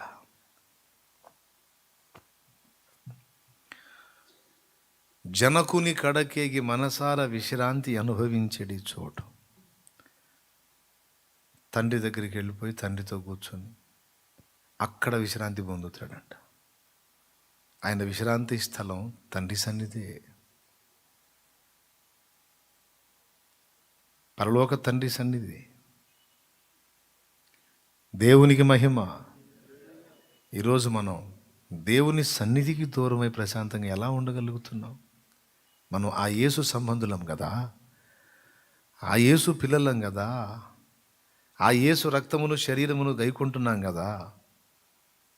దేవునికి సమీపంగా వెళ్ళి దేవునితో ఏకాంతంగా ప్రార్థనలో గడిపే ఆ అద్భుతమైన అనుభవాన్ని కోల్పోయి కూడా ప్రశాంతంగా ఎలా ఉండగలం? దేవుని వాక్కు, దేవుని స్వరం వినకుండా, దేవుని వాక్యాన్ని ధ్యానించకుండా ఎలా ఉండగలుగుతున్నాం? దేవుని సన్నిధికి దూరమై, పరిచర్యకు దూరమై, ప్రార్థనకు దూరమై, ఆత్మీయతకు దూరమై ఎలా ఎలా ఎలా మనగలుగుతున్నాం? నిజంగా యేసు ప్రభు రక్తం మనలోకి ప్రవేశించినప్పుడు ఆయన లక్షణాలు కొన్ని మనలో కనపడతాయి. ఖచ్చితంగా దేవుని నుండి నీవు ఎడబాసినట్లయితే ఆ ఎడబాపును గూర్చిన దుఃఖము నీకు ఖచ్చితంగా ఉండాలి. భక్తుడు పాడాడు, లోక సంబంధమైన వాటి విషయం మీద మనసు పెట్టి నీ సన్నిధి భాగ్యము కోల్పోయానయ్యా. నీ సన్నిధికి దూరం అయిపోయినప్పుడు లోక సంబంధంగా ఏదన్నా సంపాదించానేమో, ప్రార్థనను నిర్లక్ష్యం చేసి, వాక్యాన్ని నిర్లక్ష్యం చేసి, మందిరాన్ని నిర్లక్ష్యం చేసి, లోక సంబంధమైనటువంటి డబ్బుని కానీ భోగాలను కానీ ఏమన్నా సంపాదించానేమో కానీ ఆత్మలో నిరుపేదనైపోయాను అన్నాడు. ఆత్మీయ జీవితంలో ఆత్మలో నిరుపేదనైపోయాను. భౌతికంగా ఎంత సంపన్నుడైతే మాత్రం ఏం లాభం? ఆత్మలో నిరుపేదనైపోయాను కదయ్యా. నిజంగా కొన్నిసార్లు ఈ బాధ కలుగుతుంది. లోక సంబంధంగా కొంతమందికి అన్నీ ఉన్నాయి, కానీ ఆత్మలో వారు నిరుపేదలుగా ఉన్నారు. ఎందుకంటే వాటిని ఆర్జించడానికే మనసు పెట్టి రాత్రి పగళ్ళు దాని మీదనే మనసు పెట్టి పరిగెత్తారు, ఆయన సన్నిధిని కోల్పోయారు. లోక సంబంధమైన సకల ఐశ్వర్యముల కంటే మించిన నీ సన్నిధానము నాకు ఇయ్యుమయ్యా అని ఏడ్చి పాడిన పాట.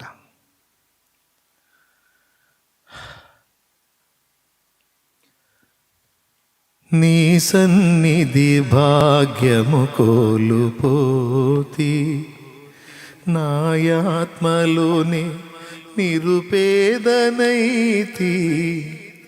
నీ సన్నిధి భాగ్యము కోల్పోతి, నాయాత్మలోని నిరుపేదనైతి.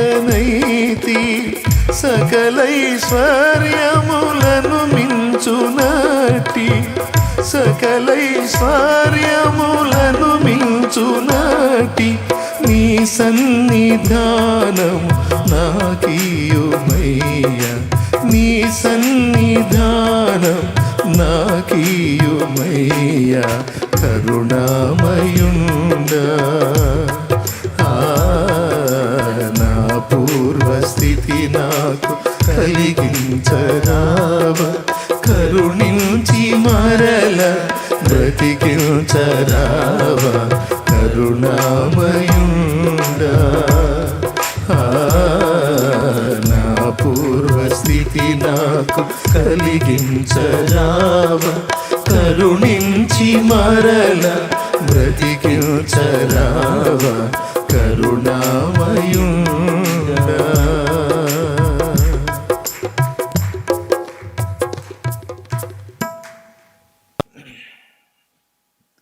ఈ స్పృహ ఉందా మనకి? ఆత్మీయతలు ఎంత దిగజారామో, ఎంత లాస్ అయ్యామో అర్థమవుతుందా? ఒకవేళ ఆత్మీయంగా నువ్వు దేవునికి సమీపంగా ఉండి బాగుంటే దేవునికి స్తోత్రం, లేకపోతే ఖచ్చితంగా ఆ ఎడబాటుని ఎలా జీర్ణించుకోగలుగుతున్నావు? దేవుని కలుసుకోలేకపోతున్నానన్న కన్నీరు, ఆవేదన నీకు ఎందుకని రావట్లేదు? అయ్యో, ఈ విషయంలో కూడా నీ హృదయాన్ని కఠినపరుచుకున్నావా? ఈ విషయంలో కూడా నీ మనసుని రాయి చేసుకుని హృదయం కాఠిన్యం అయిపోయిందా? అట్లయితే నువ్వు ఇప్పుడు సరిచూసుకోవాల్సిన సమయం వచ్చింది. ప్రభువు దుఃఖపడుతున్నాడు నీ విషయమై, నా విషయమై, మన విషయమై. లోకపరంగా మనకు అన్నీ ఉండొచ్చు, కానీ ఆత్మలో మనం సంపన్నులమై ఉన్నామో పేదలమై ఉన్నామో చూసుకోవాలి. కొంతమందికి అన్నీ ఉన్నాయండి, తినడానికి తిండి, వస్త్రం, ఇల్లు, వాంచి అన్నీ ఉన్నాయి, కానీ ఆత్మలో వారు నిరుపేదలై ఉన్నారు. భౌతికంగా మనం బీదలమైన బిడ్డలారా, ఆత్మలో మనం సంపన్నులమై ఉండాలి. దానికోసం మనం సాధన చేయాలి. నిన్నెవరు ప్రోత్సహిస్తారు? నిన్నెవరు రేపుతారు? నిన్నెవరు హెచ్చరిస్తారు? ఇప్పుడంటే వాక్యం దగ్గరికి వచ్చావు, నేను మాట్లాడుతున్నాను, అది కూడా నేను కాదు, దేవుడు. ఇక్కడ నుంచి దాటి అవతలికి వెళ్ళినాక నన్నైనా నిన్నైనా ఎవరు ప్రోత్సహిస్తారు? దేవభక్తి విషయంలో నీకు నువ్వు, నాకు నేనే సాధన చేసుకోవాలి. నీకు నువ్వే బుద్ధి చెప్పుకోవాలి, నాకు నేనే చెప్పుకోవాలి, నీకు నువ్వే హెచ్చరిక చేసుకోవాలి, నాకు నేనే చేసుకోవాలి. ఎవరు చేస్తారు? నువ్వు వ్యర్థమైన వస్తువు ఒకటి చేతిలో పెట్టుకొని టైం అంతా దానిలో స్పెండ్ చేస్తూ ఉంటే ఎవరు హెచ్చరిస్తారు? నేను ఆత్మీయత చచ్చి ఒట్టి ఆచారం మాత్రం మిగిలి పైపైన ఉంటున్న నిన్ను ఎవరు హెచ్చరిస్తారు? ఈరోజు చాలామంది ఆత్మీయ జీవితాన్ని సెల్ ఫోన్ పాడు చేస్తుంది, చాలామంది భక్తిని పాడు చేస్తుంది, చాలామంది ఐడియాలజీని పాడు చేస్తుంది, చాలామంది సృజనాత్మకతను పాడు చేస్తుంది. తెలుసా, చాలా శోధన కాలంలో మనం ఉన్నాం. మనకు ముందు తరాల్లో కానీ అపోస్తలిక కాలంలో కానీ ఇంత భయంకరమైన పరిస్థితులు లేవు. ఈరోజు వచ్చినాయి ఆ పరిస్థితులు. ఇలాంటి కష్టకాలంలో మనం దేవునికి ఇష్టంగా బ్రతకటం అనేది చాలా కష్టమైన పని. ఆయన ఇలాంటి కష్టకాలంలోనే మనం దేవునికి ఇష్టమైన విషయాలు చేస్తూ సాధన చేయగలిగితే మనకు ముందటి తరాల వాళ్ళకంటే కూడా ఎక్కువ బహుమానం మనకు దొరుకుతుంది. దేవుని గట్టిగా స్తోత్రం చెప్దామా? గట్టిగా చెప్దామా? కనీసం అది ఆలోచించే స్థితి అన్నా ఉందా ఈరోజు మనకి? సెల్ ఫోన్ని జస్ట్ వాకింగ్ కోసం మాత్రమే వాడుతున్నామా? గెలవట్లేదా? చాలామందిని సెల్ ఫోన్ గెలవట్లేదా? టైం అంతా తినేయట్లేదా? ఎంతమంది ఒప్పుకుంటారు యథార్థంగా? ఏదో ఒక విధంగా, ఏదో ఒక కోణంలో, ఏదో ఒక విషయంలో అచ్చంగా వేరే సినిమాలు అవన్నీ కాకపోయినా వేరే వేరే రకరకాల విషయాల్లో నిన్ను ఆకర్షిస్తున్నాయా లేదా? నీ మైండ్ని డైవర్ట్ చేస్తున్నాయా లేదా? నిన్ను పక్కకు లాగుతున్నాయా లేదా? సన్నిధి కోల్పోతున్నావు కదా. ఏది అంతకు ముందున్నంత ఆ స్పిరిచువల్ టచ్, ఆ ఆత్మీయ స్పర్శ ఎక్కడుంది? యథార్థంగా ఒప్పుకోండి. ఎంతమంది ఒప్పుకుంటారు? ఆత్మీయ స్పృహ ఏది? ఆ దేవుని కొరకైన ఆరాటం ఏది? అన్వేషణ ఏది? ఆ పరితాపం ఏది? ఆ భారం ఏది? జారిపోయింది కదా, కోల్పోయాం కదా. ఒప్పుకుందామా? ఎంతమంది ఒప్పుకుంటారు యథార్థ హృదయంతో? ఒకరికి సెల్ ఫోను, మరొకరికి ఇంకొకటి, మరొకరికి ఇంకొకటి, మరొకరికి. ఎవరిని ఏది గెలిచిందో నాకు తెలియదు, కానీ ఎక్కువ మంది మాత్రం ఈరోజు దాని చేత గెలవబడుతున్నారు, దాని చేతిలో ఓడిపోయారు. ఒకవేళ ఈ లైవ్ చూసేవాళ్ళు అన్న దానివల్లనే మేము మిమ్మల్ని కలుసుకోగలుగుతున్నాం అంటలేము. అంతటితో ఆగుతున్నావా? యథార్థం చెప్పు, నిజం చెప్పు. అంతటితో ఆగుతున్నావా? వేరే ఏం చూడట్లేదా? మరి వేరే వేరే వ్యాపకాలు, వేరే వేరే విషయాల్లోకి వెళుతున్న నీవు ఉంచురా వాళ్ళని ఉంచురా, వాళ్ళు చూడాలి, నాకు కనపడాలి వాళ్ళు. వేరే వేరే విషయాల్లోకి వెళ్తున్న నీవు ఒక్కసారి నీ ఆత్మీయ జీవితాన్ని పరిశీలించి చూసుకోను. ఎక్కడి నుంచి ఎక్కడికి దిగిపోయావు చూడు ఒకసారి. అంతకు ముందులాగా ఆ లోతైన ఆత్మీయత నీలో ఉందా? ఆ పరిశుద్ధాత్మ స్పర్శ నీలో ఉంటుందా? ఉంటే ధన్యుడివే, ధన్యురాలివే. లేకపోతే సరి చేసుకోవాలి కదా, పరీక్షించుకోవాలి కదా. విచిత్రం చెప్పనా, ఇది అయిపోయిన తర్వాత, ఈ ప్రసంగం అయిపోయిన తర్వాత, ఈ ఉపదేశం అయిపోయిన తర్వాత కూడా మళ్ళీ నువ్వు దాన్నే పట్టుకుంటావు. ఖచ్చితంగా మళ్ళీ అది నేను గెలిచిద్ది. ఎన్నోసార్లు హెచ్చరించబడి కూడా దాని చేతిలో ఘోరంగా ఓడిపోయిన వాళ్ళు ఈరోజు అనేక మంది ఉన్నారు. తెలుసు ఇది టైం తింటుందని తెలుసు, ఇది మైండ్ డైవర్ట్ చేస్తుందని తెలుసు ఇది ఆత్మీయత చల్లారుస్తుందని తెలుసు ఇది నన్ను నిష్ప్రయోజకుడిని చేస్తుందని తెలుసు ఇది నన్ను నిష్ప్రయోజకురాలని చేస్తుందని తెలుసు ఇది నాలో దైవిక స్పర్శను పోగొడుతుందని తెలుసు. అయినా దాన్ని మానలేని దీనమైన స్థితిలోకి ఈరోజు గొప్ప గొప్ప భక్తులు సైతం దిగజారిపోయారు. భక్తి సాధనకు ఉపయోగపడే సంగతులు ఎన్నో ఉండొచ్చు నీకు దానిలో, కానీ నీ ఆత్మీయతను నాశనం చేయటానికి కూడా చాలా ఉన్నాయి దానిలో. భక్తి సాధన కొరకు నువ్వు వాడింది ఒకంత అయితే, ఆత్మలో నిరుపేదవైపోవడానికి వాడేది మూడంతలో. ఒకసారి ఈ విషయంలో కూడా దేవుడు దుఃఖపడుతున్నాడు అనేది నువ్వు ఎరగాలి. నువ్వు ఆయనకి దూరం అయిపోతున్న అనుభవం నీకు బాధ కలిగించట్లేదేమో, కానీ నీ ఎడబాటును బట్టి ఆయన ఏడుస్తున్నాడన్నది తిరుగులేని సత్యం. తెలుసా?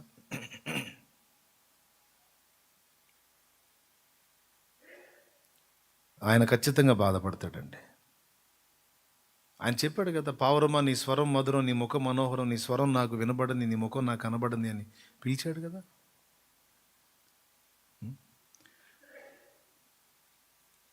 కనుదూరమైన నిన్ను కలవరించిన హృదయం. మొదటి చరణం. కాని వాటి స్నేహం, కాని వారి స్నేహానికి కావాలని వెళ్ళావు, క్షేమముగా ఉన్నావా కన్న బిడ్డ, నా కడుపు తీపి నెరుగవా కన్న బిడ్డ, నా కడుపు తీపి నెరుగవా కన్న బిడ్డ, దూరమైతివా నా కన్న బిడ్డ, దూరమైతివా నా చిన్న బిడ్డ. దేవునికి మహిమ. ఒకసారి ఆలోచించండి. ఈ పాట నేను పాడుకున్నాను దేవుడిచ్చిన జ్ఞాన ఆలోచనలో. మరొక దైవజనుడు మరొకటి, పరిశుద్ధ తండ్రికి ప్రియసుతునివైయుండి పందులతో నీకు సహవాసమా, ఏర్పరచబడిన యువరాజువైయుండి ఏర్పరచబడిన యువరాణివైయుండి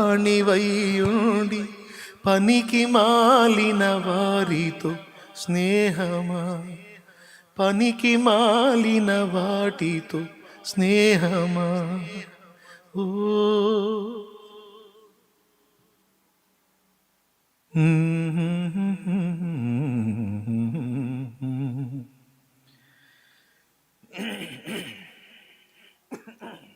మనందరం ఈ విషయాలను పరిశీలన చేసుకోవాలి.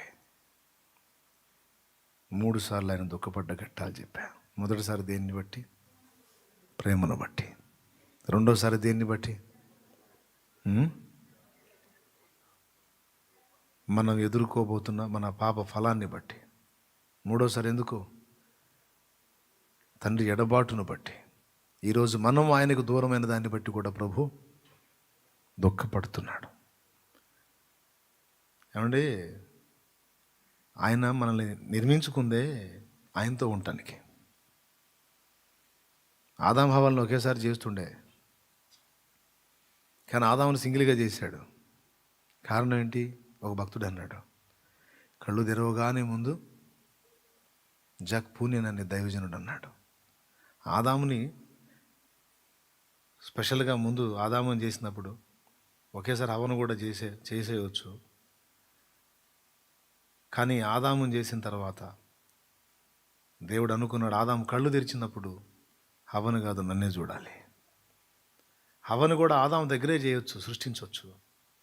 కానీ వేరొక చోటకి తీసుకెళ్ళి ఆ ఎముకని, ఆదాము ప్రకటెముకని వేరొక దగ్గరికి తీసుకెళ్ళి అక్కడ హవ్వగా నిర్మించి, స్త్రీనిగా నిర్మించి ఆదాము దగ్గరికి ఆయన తీసుకొని వచ్చాడు. హవ్వ నిర్మించబడ్డప్పుడు ఫస్ట్ ఎవరిని చూసింది? ఎవరిని? దేవుణ్ణి. ఆదాము నిర్మించబడ్డప్పుడు ఏంటి ఆయన కోరిక? మనం ఆయనతో ఉండాలి. ఎవరితో ఉండాలి?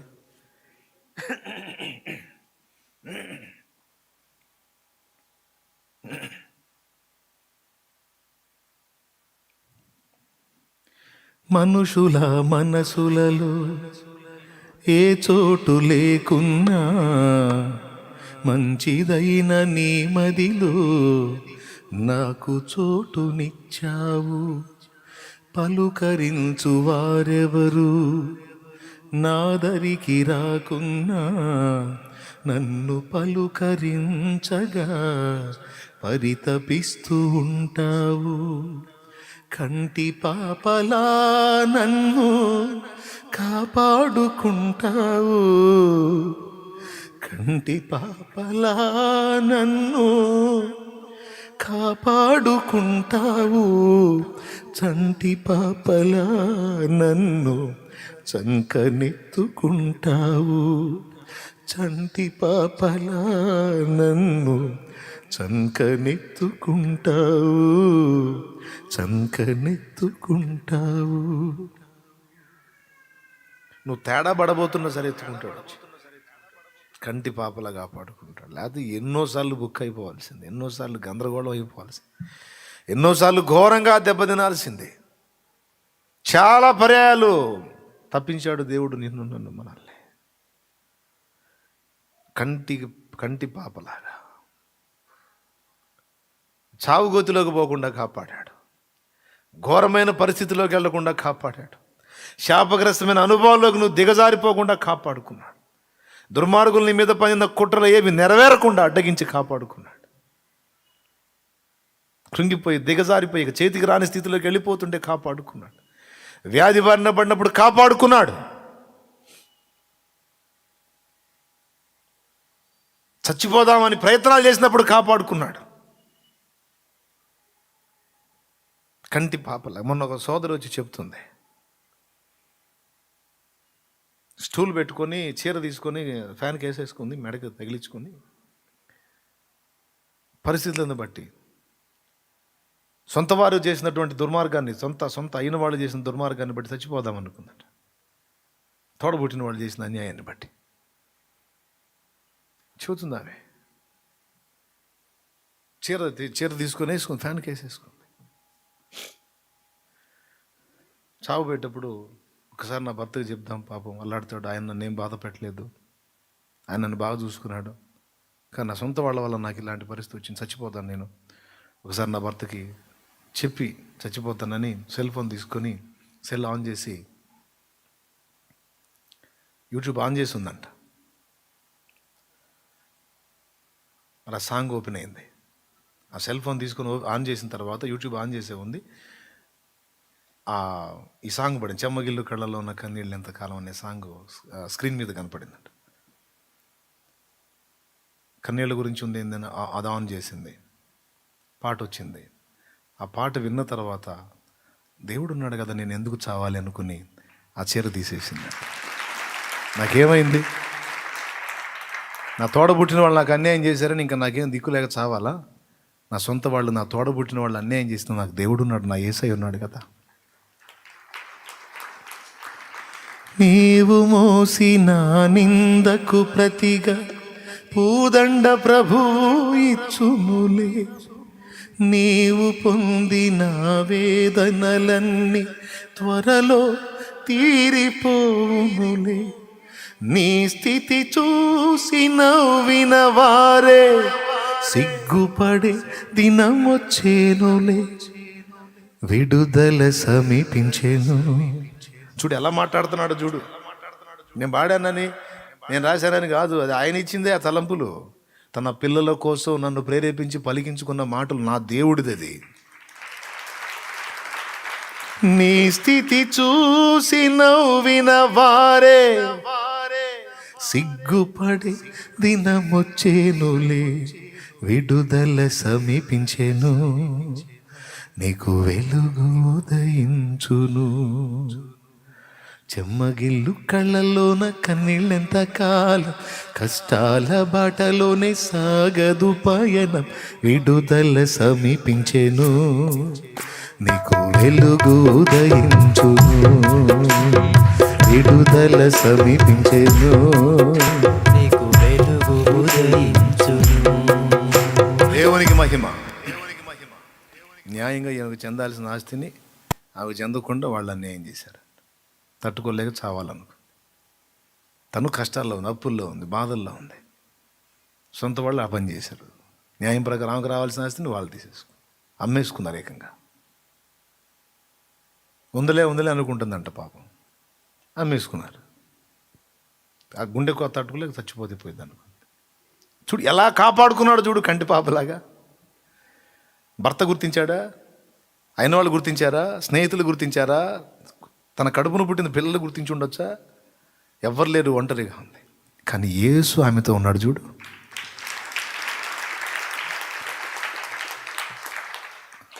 ఎన్నోసార్లు అట్లా నిన్ను కాపాడుకున్నాడు. ఆయనంటే నీకు ఇష్టం కాదు, నువ్వంటే ఆయనకి పిచ్చి, నువ్వంటే ఆయనకి ఇష్టం, చాలా చాలా చాలా ఇష్టం. చాలా వరకు నీ పొరపాట్లకు వెంటనే శిక్ష రాకపోవటానికి కారణం ఏంటో తెలుసా? ప్రేమ. ఎన్నోసార్లు నిన్ను నన్ను పోనీలే అనుకున్నాడు. పోనీలే, మళ్ళీ నేను దెబ్బ కొడితే బాధపడతాడు. పోనీలే, సరి చేసుకుంటాడులే. నా బిడ్డకి జ్ఞానవంతుడేలే, నా బిడ్డకి జ్ఞానం కలిగిందిలే, తెలుసుకుంటుందిలే, సరి చేసుకుంటుందిలే, మార్చుకుంటుందిలే, మానుకుంటుందిలే. నా బిడ్డ మానుకుంటాడులే, వాడు మానుకుంటాడు. పోనీలే, జ్ఞానం లేనోడు కాదులే, జ్ఞానం కలిగినోడులే, ఎందుకు వాడిని గాయపెట్టాలా? ఎన్నోసార్లు అనుకున్నాను నిన్ను నన్ను.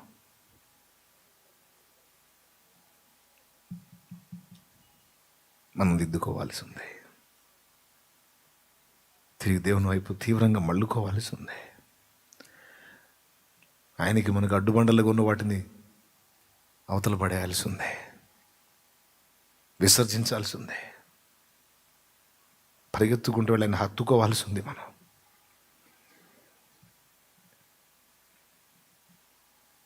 నాలుగో మాట, ఆయన వారి హృదయ కాఠిన్యానికి దుఃఖపడ్డాడు. అక్కడ ఊచ చేయగలిగిన వాడు ఒకడు బాధలో ఉంటే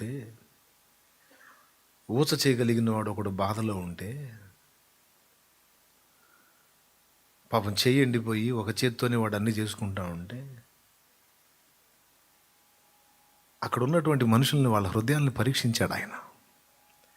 ఒకడన్నా కనికరంతో సమాధానం చెబుతాడేమో అని, కనికరం ఒకళ్ళలోనన్నా ఉంటుందేమో, వాడి మేలు, వాడి బాగు, వాడి క్షేమం ఒకడైనా కోరుకుంటాడేమో అని చిన్న పరీక్ష చేశాడు. విశ్రాంతి దినమున ఏం చేయటం న్యాయం అని అడిగాడు. విశ్రాంతి దినమున మేలు చేయుట ధర్మమా, కీడు చేయుట ధర్మమా? ప్రాణ రక్షణ ధర్మమా, ప్రాణహత్య ధర్మమా? ఎందుకు? విశ్రాంతి దినమున ఆయన ఎవరినన్నా స్వస్థపరుస్తాడేమో అని వేట కుక్కల్లా కనిపెట్టుకున్నారు. ఏ కాడికి ఎందులో దొరుకుతాడో పట్టుకుందాం, పట్టుకొని చావుకు అప్పగించుదాం, నాశనానికి అప్పగించుదాం, అవమానానికి అప్పగించుదామని వేట కుక్కల్లా కాల్చుకొని ఉన్నారు. తెలుసు ఆయనకి మనుషుల ఆంతర్యం, ఏం ఎదురు చూస్తారో తెలుసు. తెలిసి ఆయన అంటున్నాడు, మనుషుల ఆంతర్యం ఎరిగినవాడు కదా. విశ్రాంతి దినమున స్వస్థపరిస్తే అది నేరంగా నా మీద మోపాలని ట్రై చేస్తున్నారు. ఒరే, విశ్రాంతి దినమా అమావాస్య దినమా కాదురా, అవతలి వాడు శ్రమలో ఉన్నాడు, వాడు రక్షణ పొందాలి, వాడు బాగుపడాలి. ఈరోజు సర్వ సమాజానికి నేను ఎలుగెత్తి చెప్తున్నది కూడా అదే. అన్యజనులు లక్షలాది మంది, కోట్లాది మంది నశించిపోయే పరిస్థితుల్లో ఉన్నారు, అగ్నిగుండానికి వెళ్ళే పరిస్థితుల్లో ఉన్నారు. ఏ విధం చేతనైనా, ఏ బైబిల్ అవకాశం ఇచ్చినంత వరకు, బైబిల్ అవకాశం ఇవ్వకపోతే మనం చేయలేం, కానీ బైబిల్ అవకాశం ఇచ్చినంత వరకు ఏదైనా ఉపయోగించి వాళ్ళని రక్షించడానికి వాళ్ళకి ప్రకటించండి. వాళ్ళ రక్షణ కోసం ప్రయాసపడండి, పాటుపడండి. మోయలేని భారాలు వారి మీద మోపి వారిని దేవునికి దూరం చేయకండి. పారంపర్యం పేరుతో ధర్మశాస్త్రం ఎలా చెప్పింది అలా చెప్పింది అని ధర్మశాస్త్ర సంబంధంగా విశ్రాంతి దినము నియమం పాటించాలని కదా ఈరోజు వాక్యం ఒప్పుకోదు, వాక్యం అలా, వాక్యం ఇలా అని అన్ని జనులకు సువార్త వెళ్లకుండా అన్నీ ధరించటం వారి ఆచారం అయితే అన్నీ విసర్జించటం మన ఆచారం అన్నట్టు ఒక మతాన్ని ప్రతిపాదించి ఈరోజు చాలామంది అన్ని జనులు క్రైస్తవ్యంలోకి రాకపోవడానికి ప్రధానమైన కారణం ఏంటో తెలుసా? అక్కడికి వెళ్ళాలని ఆశ ఉన్నప్పటికీ అన్నీ తీసేయమంటారని మెయిన్ ప్రధాన కారణం అండి. అందువల్ల నేను చాలా వరకు ఆలోచిస్తున్నాను. ప్రధాన కారణం ఏం చూపిస్తున్నారు? లేఖనం ఎందులో అవకాశం ఇచ్చింది, ఎందులో ఖండిస్తుంది అనేది కనిపెట్టుకొని, లేఖనం అవకాశం ఇవ్వని వాటిని మనం విసర్జించాల్సిందే. లేఖనం అవకాశం ఇచ్చిన వాటిని మనం అనుమతించి వారి మధ్యలోకి సువార్తను తీసుకెళ్ళి వాళ్ళని రక్షణలో నడిపించాలి. వాళ్ళు ఏం చూపించారు? ధర్మశాస్త్రం ఏం చెబుతుంది? విశ్రాంతి దినాచారం పాటించాలంటే ప్రభు అడిగాడు, విశ్రాంతి దినం రోజు కీడు చేయటం మంచిదా, మేలు చేయటం మంచిదా? ఏది న్యాయం? ప్రాణహత్య ధర్మమా, ప్రాణ రక్షణ ధర్మమా? అంటే ఒక్కడన్నా ప్రభువా నువ్వు చేసేది కరెక్టు, విశ్రాంతి దినమున ప్రాణరక్షణ ధర్మమే, విశ్రాంతి దినమున మేలు చేయుట ధర్మమే అని ఒక్కడన్నా మాట్లాడతాడేమని వారందరిని అడిగితే ఒక్కడు కూడా నోరు తెరవాల,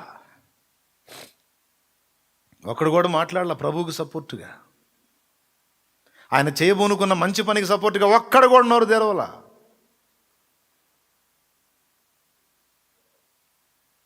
అప్పుడు ఆయన వారి హృదయ కాఠిన్యమునకు బాధపడి దుఃఖపడి లోపల ఏడ్చుకున్నాడు. ఆయన ఇంత కఠినాత్ములేమిరా మీరని. ఈరోజు అన్యజనుల విషయంలో నాకు అదే దుఃఖం కలుగుతుంది. వారి రక్షణ కొరకు నేను పడుతున్న ప్రయాస, నేను పడుతున్న బాధ, నాలోని మూలుగు, నా కన్నీళ్ళు, నా హృదయంలో ఉన్న ఆవేదన, వారి కొరకైన ఆక్రందన, వారిని రక్షించాలి. ఏ విధము చేతనైనా రక్షించాలి. గలతీ పత్రిక పౌలు ఎందుకు రాశాడు? సున్నతిని తిరస్కరిస్తూ రాశాడు. సున్నతిని విసర్జించండి అని రాశాడు. సున్నతి సంబంధాలను విసర్జించండి అని రాశాడు. ఆ పత్రిక రాసిన పౌలే కొన్ని పరిస్థితుల్లో తిమోతిని తీసుకెళ్ళి ఏం చేయించాడు? సున్నతి చేయించాడు. లేఖనాన్ని జాగ్రత్తగా గమనించాలి. ధర్మశాస్త్రం వల్ల ఎవడు నీతిమంతుడని తీర్పు తీర్చబడడని గలతీ పత్రికలో రాసిన పౌలే పెద్దలు చెప్పిన మాట విని అపోస్తుల కార్యాల్లో ధర్మశాస్త్రం యొక్క కట్టడ చొప్పున కొంతమందికి మొక్కుబడి ఉన్న వెంట్రుకలు కత్తిరించడానికి దేవాలయంలో వారికి అయ్యే తగులుబడి ఈయన పెట్టుకున్నాడు. పౌలు అన్నాడు, అందరినీ సంపాదించుకోవడానికి అందరిలో అందరి వంటి వాడిని అయ్యానని. వారి అపవిత్ర ప్రవర్తనకు ఒక పక్క ఒప్పుకోకుండా కంట్రోల్ చేసుకుంటానే మరో పక్కన అగ్నిలో నుండి లాగినట్టు కొందరిని రక్షించడానికి ఆనాడు పౌలు ప్రయాసపడ్డాడు. ఈ సంగతులు ఒకవేళ పేతురుకు అర్థం కాకపోవచ్చు, ఎందుకంటే యూదులకు ప్రకటించడానికి పేతురు ఏర్పరచబడ్డాడు, అన్యులకు ప్రకటించడానికి పౌలు ఏర్పరచబడ్డాడు. నేను చెప్తుంది అదే. ఒకవేళ క్రైస్తవ సంఘం లోపల బోధించడానికి ఒకవేళ మీకు పిలుపు ఉంటే ఆ ప్రకారం మీరు చేయండి. అన్ని జనులకు ప్రకటించడానికి దేవుడు మాకిచ్చిన పిలుపు ప్రకారం మేము ప్రయాసపడి ఆత్మల్ని గెలుస్తాం. క్రీస్తు కొరకు ఆత్మల్ని రక్షిద్దాం. మనం వేరే వేరే విషయాలన్నిటిని పెట్టుకొని మనం అతి చేసుకుంటా ఒక మత సంబంధమైనటువంటి ప్రతిపాదనలోకి తీసుకెళ్తే ఒక్క ఆత్మ అగ్నిగుండాన్ని పోతే ఎంత దారుణమైన వేదన. అగ్ని ఆరదు, పురుగు చావదు కదా.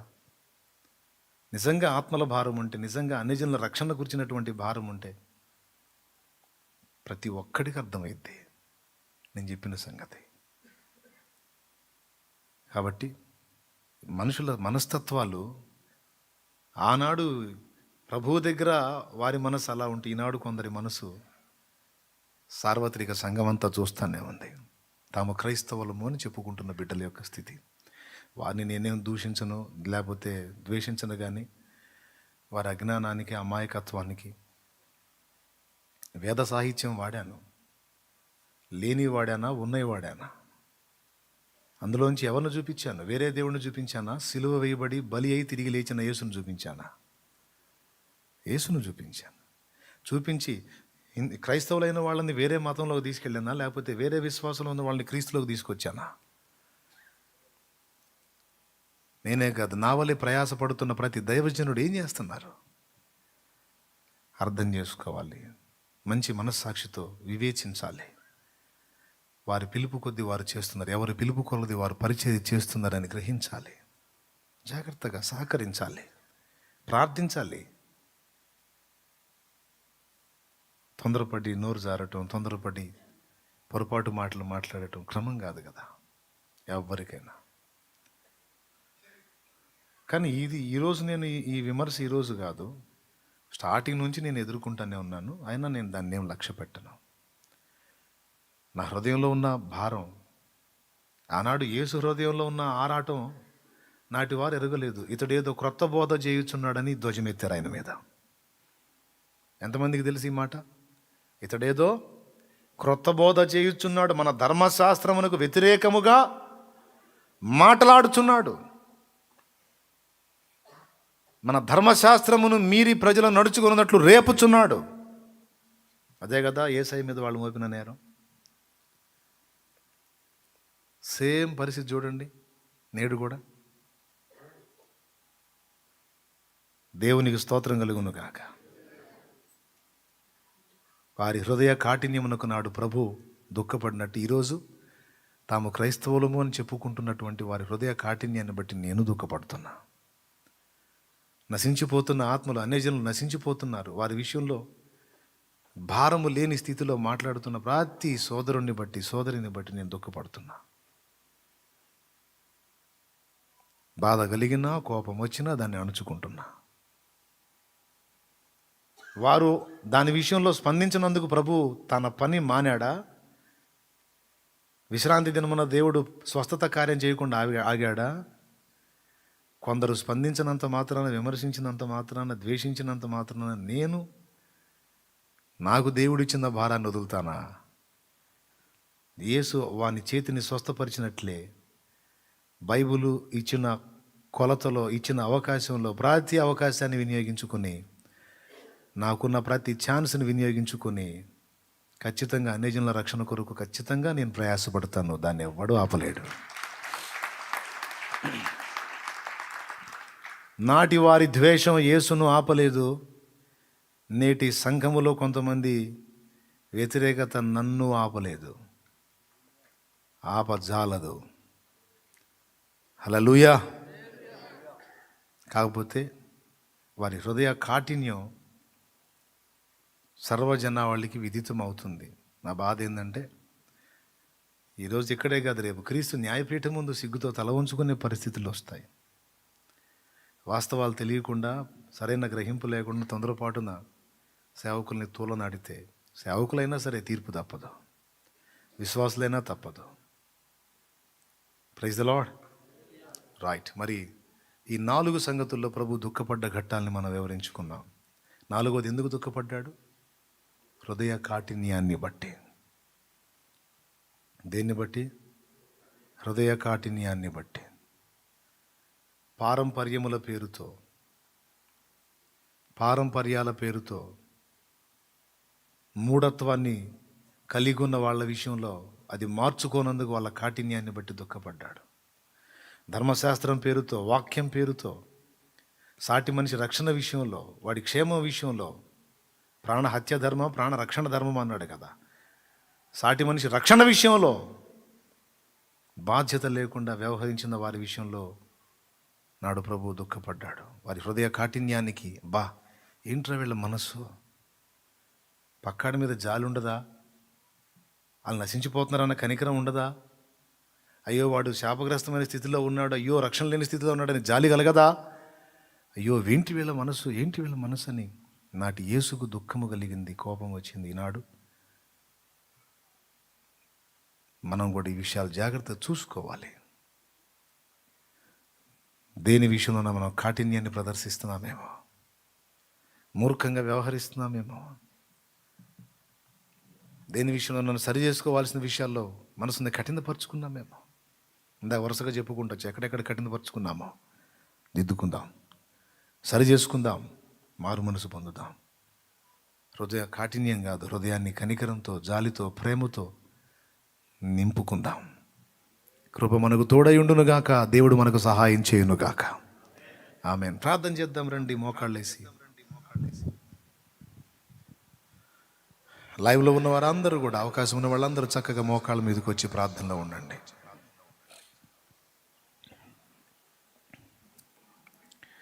స్తోత్రం ప్రభువా, స్తోత్రం ప్రభువా, స్తోత్రం తండ్రి. ఈరోజు స్పష్టంగా చాలా సంగతులు నాతో నీవు మాట్లాడిన ప్రతి మాట కొరకై వందనాలు తండ్రి, స్తోత్రాలు తండ్రి. అందరం ఎక్కడ వాళ్ళు అక్కడ మోకాళ్ళ మీదకి వచ్చి ప్రార్థన చేసుకుందాం. చాలా మంచి సంగతులు దేవుడు స్పష్టంగా మనకు బయలుపరిచాడు. సరిదిద్దుకోవాల్సిన టైంలోకి వచ్చాము. ప్రార్థన చేసుకుందాం. హల్లెలూయా, హల్లెలూయా, హల్లెలూయా, హల్లెలూయా, హల్లెలూయా, హల్లెలూయా. తండ్రి, ఈరోజు నా ప్రభువా నీవు మాతో మాట్లాడావు. నీకు వందనాలు, వందనాలు, వందనాలు, వందనాలు. స్తోత్రాలు, స్తోత్రాలు, స్తోత్రాలు, స్తోత్రాలు. ఈరోజు మనం ప్రార్థన చేద్దాం ప్రభువా. ఎక్కడ నీకు దూరం అయిపోయానో, ఎక్కడ దిగజారిపోయానో, ఎక్కడ బలహీనపడ్డానో, ఎక్కడ శరీరానుసారినయ్యాను, ఎక్కడ నీ సన్నిధిని కోల్పోయాను, ఎక్కడ నీకు దుఃఖం కలిగించే చెడుతనంలో ఉన్నాను, ఎక్కడ శరీరానుసారంగా ప్రవర్తిస్తున్నానో తండ్రి నన్ను క్షమించు తండ్రి, క్షమించు నా ప్రభువా. నేను చేసే పరిచర్య కంటే కూడా నాకు నువ్వు ముఖ్యం, నీకు నేను ముఖ్యం ప్రభువా. నా తండ్రి, దేన్ని బట్టి నిన్ను నిర్లక్ష్యం చేశానో నన్ను క్షమించు నాయన, మన్నించు తండ్రి అంటూ అందరము ప్రార్థన చేసుకుని సరి చేసుకుందాం. ఆలోచిద్దాం, ఈ సంగతులన్నీ విశ్లేషించుకొని ఆలోచిద్దాం. దేవుడు స్పష్టంగా నీకు నాకు ఈ విషయాలు అందించాడు. సరిదిద్దుకుందాం, ప్రార్థన చేసుకుందాం. ఎవరి మనసుకు వాళ్ళకి తెలుసు. అలాగే ఈరోజు రాజ్యాంగం అమలైనటువంటి రోజు, రాజ్యాంగం అమలు ప్రారంభమైనటువంటి రోజు. రాజ్యాంగం అయితే అమలైంది, కానీ ఈరోజు రాజ్యాంగం ప్రకారం మనకున్న హక్కులను వినియోగించుకోవటానికి కొంతమంది మతోన్మాదులు అడ్డు తగులుతూ ఉన్నారు. సువార్త ప్రకటిస్తుంటే వీధుల్లో ఎవరు ప్రకటించనిస్తున్నారు నిన్ను, ఎవరిచ్చారు నీకు ఈ హక్కు, ఎవరిచ్చారు నీకు అధికారం అని. రాజ్యాంగం ప్రకారం క్రైస్తవులుగా మనకున్నటువంటి హక్కులు కొన్ని ఏవైతే ఉన్నాయో వాటిని నెరవేర్చకుండా కొంతమంది దుర్మార్గం నిండినటువంటి మనుషులు, మత ఉన్మాదం తలకెక్కిన మనుషులు అడ్డగిస్తూ ఉన్నారు. రాజ్యాంగం మనకిచ్చినటువంటి హక్కులను కాళ్ళ రాస్తూ ఉన్నారు. సో వాళ్ళ మారు మనసు కోసం ప్రార్థన చేద్దాం. ప్రతి క్రైస్తవుడు రాజ్యాంగాన్ని ఎరిగి రాజ్యాంగ ప్రకారం అవతలి వారిని ప్రశ్నించేటువంటి బలము కూడా పొందినట్లు ప్రార్థన చేద్దాం. రాజ్యాంగాన్ని మార్చజూసేటువంటి ప్రభుత్వాలను దేవుడు కూల్చేయాలని ప్రార్థన చేద్దాం. ఎందుకంటే రాజ్యాంగం అందరికీ క్షేమకరంగా మేలుకరంగా ఎన్నో విషయాలతో నింపబడి ఉంది. మరి కొన్ని గవర్నమెంట్స్, కొన్ని ప్రభుత్వాలు, కొన్ని పార్టీలు, కొన్ని రాజకీయ పార్టీలు రాజ్యాంగాన్ని కూడా మార్చడానికి కుట్ర పన్నుతున్నాయి. రాజ్యాంగాన్ని కూడా మార్చడానికి కుట్ర పన్నుతున్నాయి. మత నిరోధక బిల్లులు తీసుకొచ్చి కొన్ని ప్రాంతాల్లో సువార్తను అడ్డగించడానికి, బాప్తిస్మాలను అడ్డగించడానికి కుట్రలు పన్నుతున్నాయి.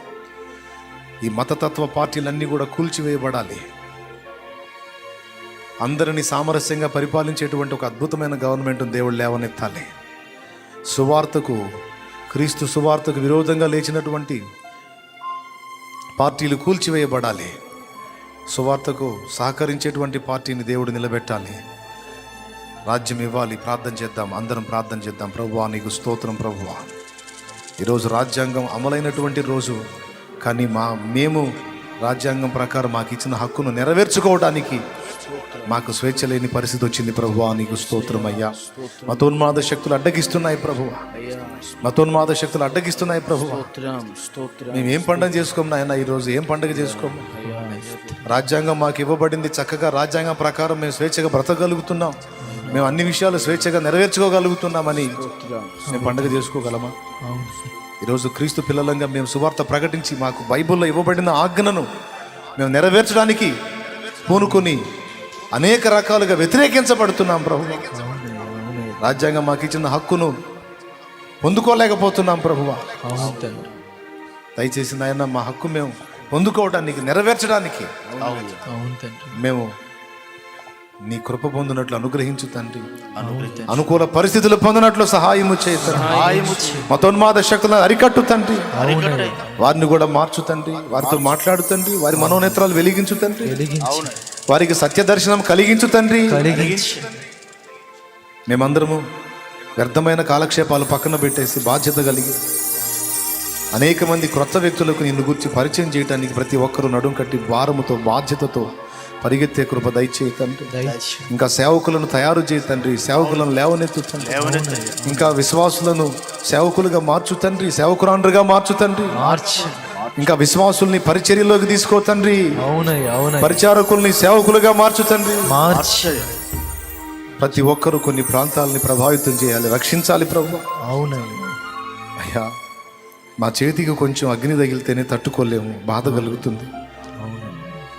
యుగ యుగాలు అగ్ని ఆరని పురుగు చావని ఆ ఘోర నరకంలోనికి ఒక ఆత్మ నెట్టబడితే ఆ బాధ వర్ణనాతీతం. ధనవంతుడు అగ్నిగుండంలో పడి తండ్రివైన అబ్రహామా, ఈ అగ్నిలో యాతన పడుచున్నాను, ఒక చుక్క నీరు నాకు కావాలని కేకలు వేసిన ఘట్టం రాయబడి ఉంది. అయ్యా ఈరోజు మా చుట్టూ ఉన్న సమాజంలో మా ప్రజలు ఎంతమంది రేపు అగ్నిగుండంలో యాతన పడే పరిస్థితుల్లోకి వెళ్ళబోతున్నారో ప్రభు. వారిని మేము రక్షించినట్లు మమ్మల్ని బలపరచండి ప్రభు. మార్గంలో సరళపరచండి. వారితో మాట్లాడండి, వారిని దర్శించండి. మమ్మల్ని వాడుకోండి దేవా. మా ప్రజల్ని వాడుకోండి, మా బిడ్డల్ని వాడుకోండి.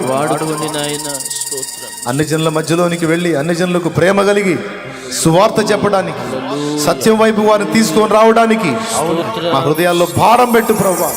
సార్వత్రిక సంఘంలో, దైవ జనాంగంలో భారం పెట్టు ప్రభువా. ఏదో చిన్నపాటి సంఘం కట్టుకొని దాంతోనే తృప్తి చెందక ఒక సంఘం కట్టిన దైవజనుడు ఇంకా అనేక సంఘాలు అనేక ప్రాంతాల్లో కట్టడానికి ప్రతి దైవజనుడికి పురికొల్పు దయచేయండి, ప్రోత్సాహం దయచేయండి, ఆరోగ్యము దయచేయండి, ఆయుష్ దయచేయండి, సమృద్ధి దయచేయండి, అనుకూల పరిస్థితులు కల్పించండి ప్రభు.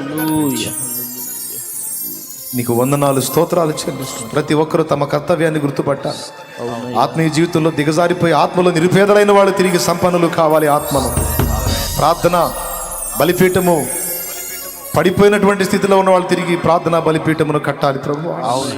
అయ్యో దేవా కనికరించి మమ్మల్ని తిరిగి సరిచేయి. నీ సన్నిధిని, నీ వాక్యాన్ని, నీతో మాట్లాడుకునే అనుభవాలను తిరిగి మాకు దయచేయి. నిన్ను ప్రేమించి నీకు సమీపంగా నడిచేటువంటి అనుభవాలు మాకు దయచేయి. కనికరించి నీ రొమ్మును ఆనుకునే అద్భుతమైన అనుభవాలు మాకు దయచేయి. నీకు స్తోత్రాలు చెల్లిస్తూ మా ప్రార్థనలు గైకొని రాత్రి దీవెనలతో నింపమని యేసుక్రీస్తు నామములో లైవ్ ద్వారా వీక్షిస్తున్నటువంటి వారు, జూమ్ యాప్ ద్వారా, అలాగే నా ముందు కూర్చున్న వారు బిడ్డలందరూ పేరు పేరు నా దీవించబడుదురు గాక. వారు ఎదుర్కొంటున్న శారీరక మానసిక సమస్యల్లోంచి వారికి విడుదల కలుగును గాక. వారు ఎదుర్కొంటున్న బాధలన్నిటి నుంచి వారికి నెమ్మది కలుగును గాక. దేశంలో ప్రబలుతున్నటువంటి కరోనా వైరస్ యేసు నామములో దాని శక్తి అంతా నిర్వీర్యమై నాశనమగును గాక. ఇప్పటికి ఎంతమంది కరోనా పాజిటివ్ వచ్చిందో వారందరికీ యేసు నామములో త్వరలోనే నెగిటివ్ వచ్చును గాక. స్వస్థత కలిగించు. ఎవరికి ఏ కీడు కలగకూడదు, ఎలాంటి ఇబ్బందులు కలగకూడదు. కనికరించు ప్రభువా. నీ సెలవైతే మీటింగ్స్కి మాకు నీ చిత్తం అయితే పర్మిషన్ దయచేయమని వేడుకుంటున్నాం నాయన. దీని బలాన్ని అణచివేయి ప్రభువా. కరోనా వైరస్ బలాన్ని అణచివేయి నాయన. ప్రజలు క్షేమంగా నిన్ను ఆరాధించుకోవడానికి అనుకూలమైన పరిస్థితులు కల్పించు. స్తుతి మహిమ ఘనత నీకే చెల్లిస్తూ ఇదిగో బిడ్డలందరి కుటుంబాల్లో ఎవరు ఏ శ్రమలో, బాధలో, వేదనలో, వారి శరీరాల్లో ఉన్న రోగాలు కావచ్చు, అప్పులు, ఆర్థిక సమస్యలు, ప్రయత్నాల్లో విఫలత, ఉద్యోగ ప్రయత్నాలు, చదువులు, అలాగే సంతానము లేమి, ఇతరాత్ర శారీరక వ్యాధులు, ఒంటరితనం, అనాథ స్థితి, ఓ నా తండ్రి, ఎవరు ఏ విధమైన వేదనలో నలిగిపోతున్నారు వారందరికీ సమాధానమును, ఆదరణను, నెమ్మదిని, జీవమును, దీవెనను, కృపను దయచే. విడుదల దయచే, స్వస్థత దయచే, ప్రయత్నాలకు సఫలత దయచే. గొప్ప గొప్ప కార్యాలు జరిగించమని. ఈరోజు కన్నీళ్ల గుండా ప్రయాణం చేస్తున్నారు. ఆ కన్నీళ్ళని భవిష్యత్తులో ఆనంద బాష్పాలుగా వారికి మారిపోవునుగా. కనికరించమని యేసు నామమున ఈ ప్రార్థన మనవులకు జవాబులు పొందామని నమ్ముచున్నాం తండ్రి. ఆమేన్. మన తండ్రి అయిన దేవుని ప్రేమ, ఆయన ప్రియ కుమారుడు లోకరక్షకుడైన యేసయ్య శాశ్వతమైన నిత్య కృప, పరిశుద్ధాత్మతోడి అన్యోన్య నిత్య సహాయ సహవాస సమాధానం సమకూడిన మనకు సకల పరిశుద్ధులకు సార్వత్రిక సంఘమంతటికి సదా తోడే మనందరం నిత్యత్వంలో చేరు పర్యంతము మనల్ని నడిపించును గాక. ప్రవేశు రక్తమునకు జయం, ప్రవేశు రక్తమునకు జయం, ప్రవేశు నామునకు సంపూర్ణ విజయం కలుగును గాక. ఆమేన్. హల్లెలూయా, హల్లెలూయా, హల్లెలూయా. ప్రభువు స్తోత్రాలు. మీ అందరికీ హృదయపూర్వక వందనాలు. దైవాశీస్సులు. సెలవు. లైవ్లో ఉన్న వారికి అందరికీ కూడా హృదయపూర్వక వందనాలు. జూమ్ యాప్ ద్వారా నాకు కనిపిస్తున్న వారందరికీ కూడా ప్రత్యేక వందనాలు తెలియజేస్తూ ఉన్నాను.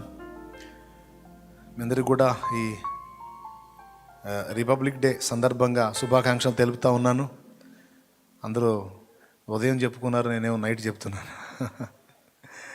ప్రభువుకి స్తోత్రం. నా కోసం ప్రేయర్ చేయండి. హెల్త్ నిమిత్తం, అలాగే సువార్త పరిచర్య కొరకు ఎలాంటి విఘాతాలు రాకుండా, అవరోధాలు రాకుండా అన్యజనులను రక్షించాలి. సో ప్రేయర్ చేయండి. మీ అందరికీ హృదయపూర్వక వందనాలు. దేవుని చిత్తం అయితే 10 నుంచి 12 మందిరాలు ప్రతిష్టకు సిద్ధంగా ఉన్నాయి, నిర్మాణం అయ్యి. సో అవన్నీ కూడా మళ్ళా ప్రతిష్ట చేయడానికి ఆలోచన కలిగి ఉన్నాను. ఇంకా మీటింగ్స్ ఒకవేళ దేవుడి చిత్తమై పర్మిషన్ వచ్చేటట్లయితే ఆ ఏర్పాట్లో కూడా ఉండాలి. ఇంకా కొంతమంది దైవజనులని సిద్ధపరుస్తూ ఉన్నాము. వారిని కూడా ప్రతిష్ట కొరకు యోగ్యులుగా, వారిని కూడా దేవుని పని కొరకు యోగ్యులుగా సిద్ధపరచాలి. వారికి కావాల్సినటువంటి సబ్జెక్ట్ అంతా వాళ్ళకి అందించాలి. ఇట్లా చాలా పనులు ఉన్నాయి. సో ప్రేయర్ చేయండి. పాటలు చేయాలి. ఒకవేళ మీటింగ్ టైంకి పాటలు రెడీ కావాలి, కానీ ఒక పాట కూడా ఇంకా సరైన రీతిని సిద్ధపరచలేదు. సో ఇవి చాలా పనులు ఉన్నాయి. అనుకూలమైన పరిస్థితి, అలాగే అన్ని కార్యాలు ముందుకు రావాలి. ప్లేస్ విషయం, ఆర్థికపరమైన పరిస్థితులు, అవన్నీ కూడా దేవుడు సహాయం చేయాలని ప్రేయర్లో పెట్టండి. అలాగే మనల్ని నాతో కలిసి పనిచేస్తున్న నా తమ్ముళ్ళు, నా చెల్లెళ్ళు, సేవకులు, సేవకురాండ్రు, వారి క్షేమం కోసం, వారి ఆరోగ్యం కోసం కూడా ప్రార్థన చేయండి. మీ అందరికీ హృదయపూర్వక వందనాలు, శుభాలు, దైవాశీస్సులు. సెలవు. ప్రార్థన అయిపోయినట్టుంది కదా? అయిపోయిందా? కాలేదా? అయిపోయింది. బయలుదేరండి. మాస్క్ పెట్టుకోండి చక్కగా. సెలవు. అందరికీ వందనాలు, దైవాశీస్సులు. నీ ప్రార్థన దేవుని దయ వల్ల అంతకుముందు నెలకోసారి బాప్తిస్మాలు ఇచ్చేది, ఇప్పుడు ప్రతి వారం మరి దేవుని దయ వల్ల ఆత్మలు రక్షించబడుతున్నాయి. కనీసం ఒక 50 మందిలోపు ఆత్మల రక్షణలోకి వస్తూ ఉన్నారు ప్రతి వారం. అంతకుముందు నెలకి ఒక 100 ఆత్మల రక్షణలోకి వచ్చేది కష్టంగా ఉండేది. ఇప్పుడు దేవుని దయ వల్ల 150 నుంచి 200 ఆత్మల వరకు దేవుడు అనుగ్రహిస్తూ ఉన్నాడు. అనేక మంది జీవితాలు రక్షణలోకి వస్తున్నాయి, ప్రభువుని తెలుసుకుంటూ ఉన్నాయి, నరకం నుండి కాపాడబడుతూ ఉన్నారు. సో ప్రేయర్లో పెట్టండి. దేవుడు గొప్ప కార్యాలు చేయాలి. ఇంకా ఎక్కువ మంది ఆత్మల రక్షణలోకి రావాలి. మీరు కూడా నడుము కట్టండి, దేవుని పని చేయండి. కాస్త వేరే వేరే టైంలో వ్యర్థం చేసేటువంటి పనికిమాలిన వస్తువులు పక్కన పెట్టండి. దేవుని మీద దృష్టి పెట్టండి. కృప మనందరికీ తోడై ఉండును గాక. ఆమేన్. అందరికీ వందనాలు. సెలవు.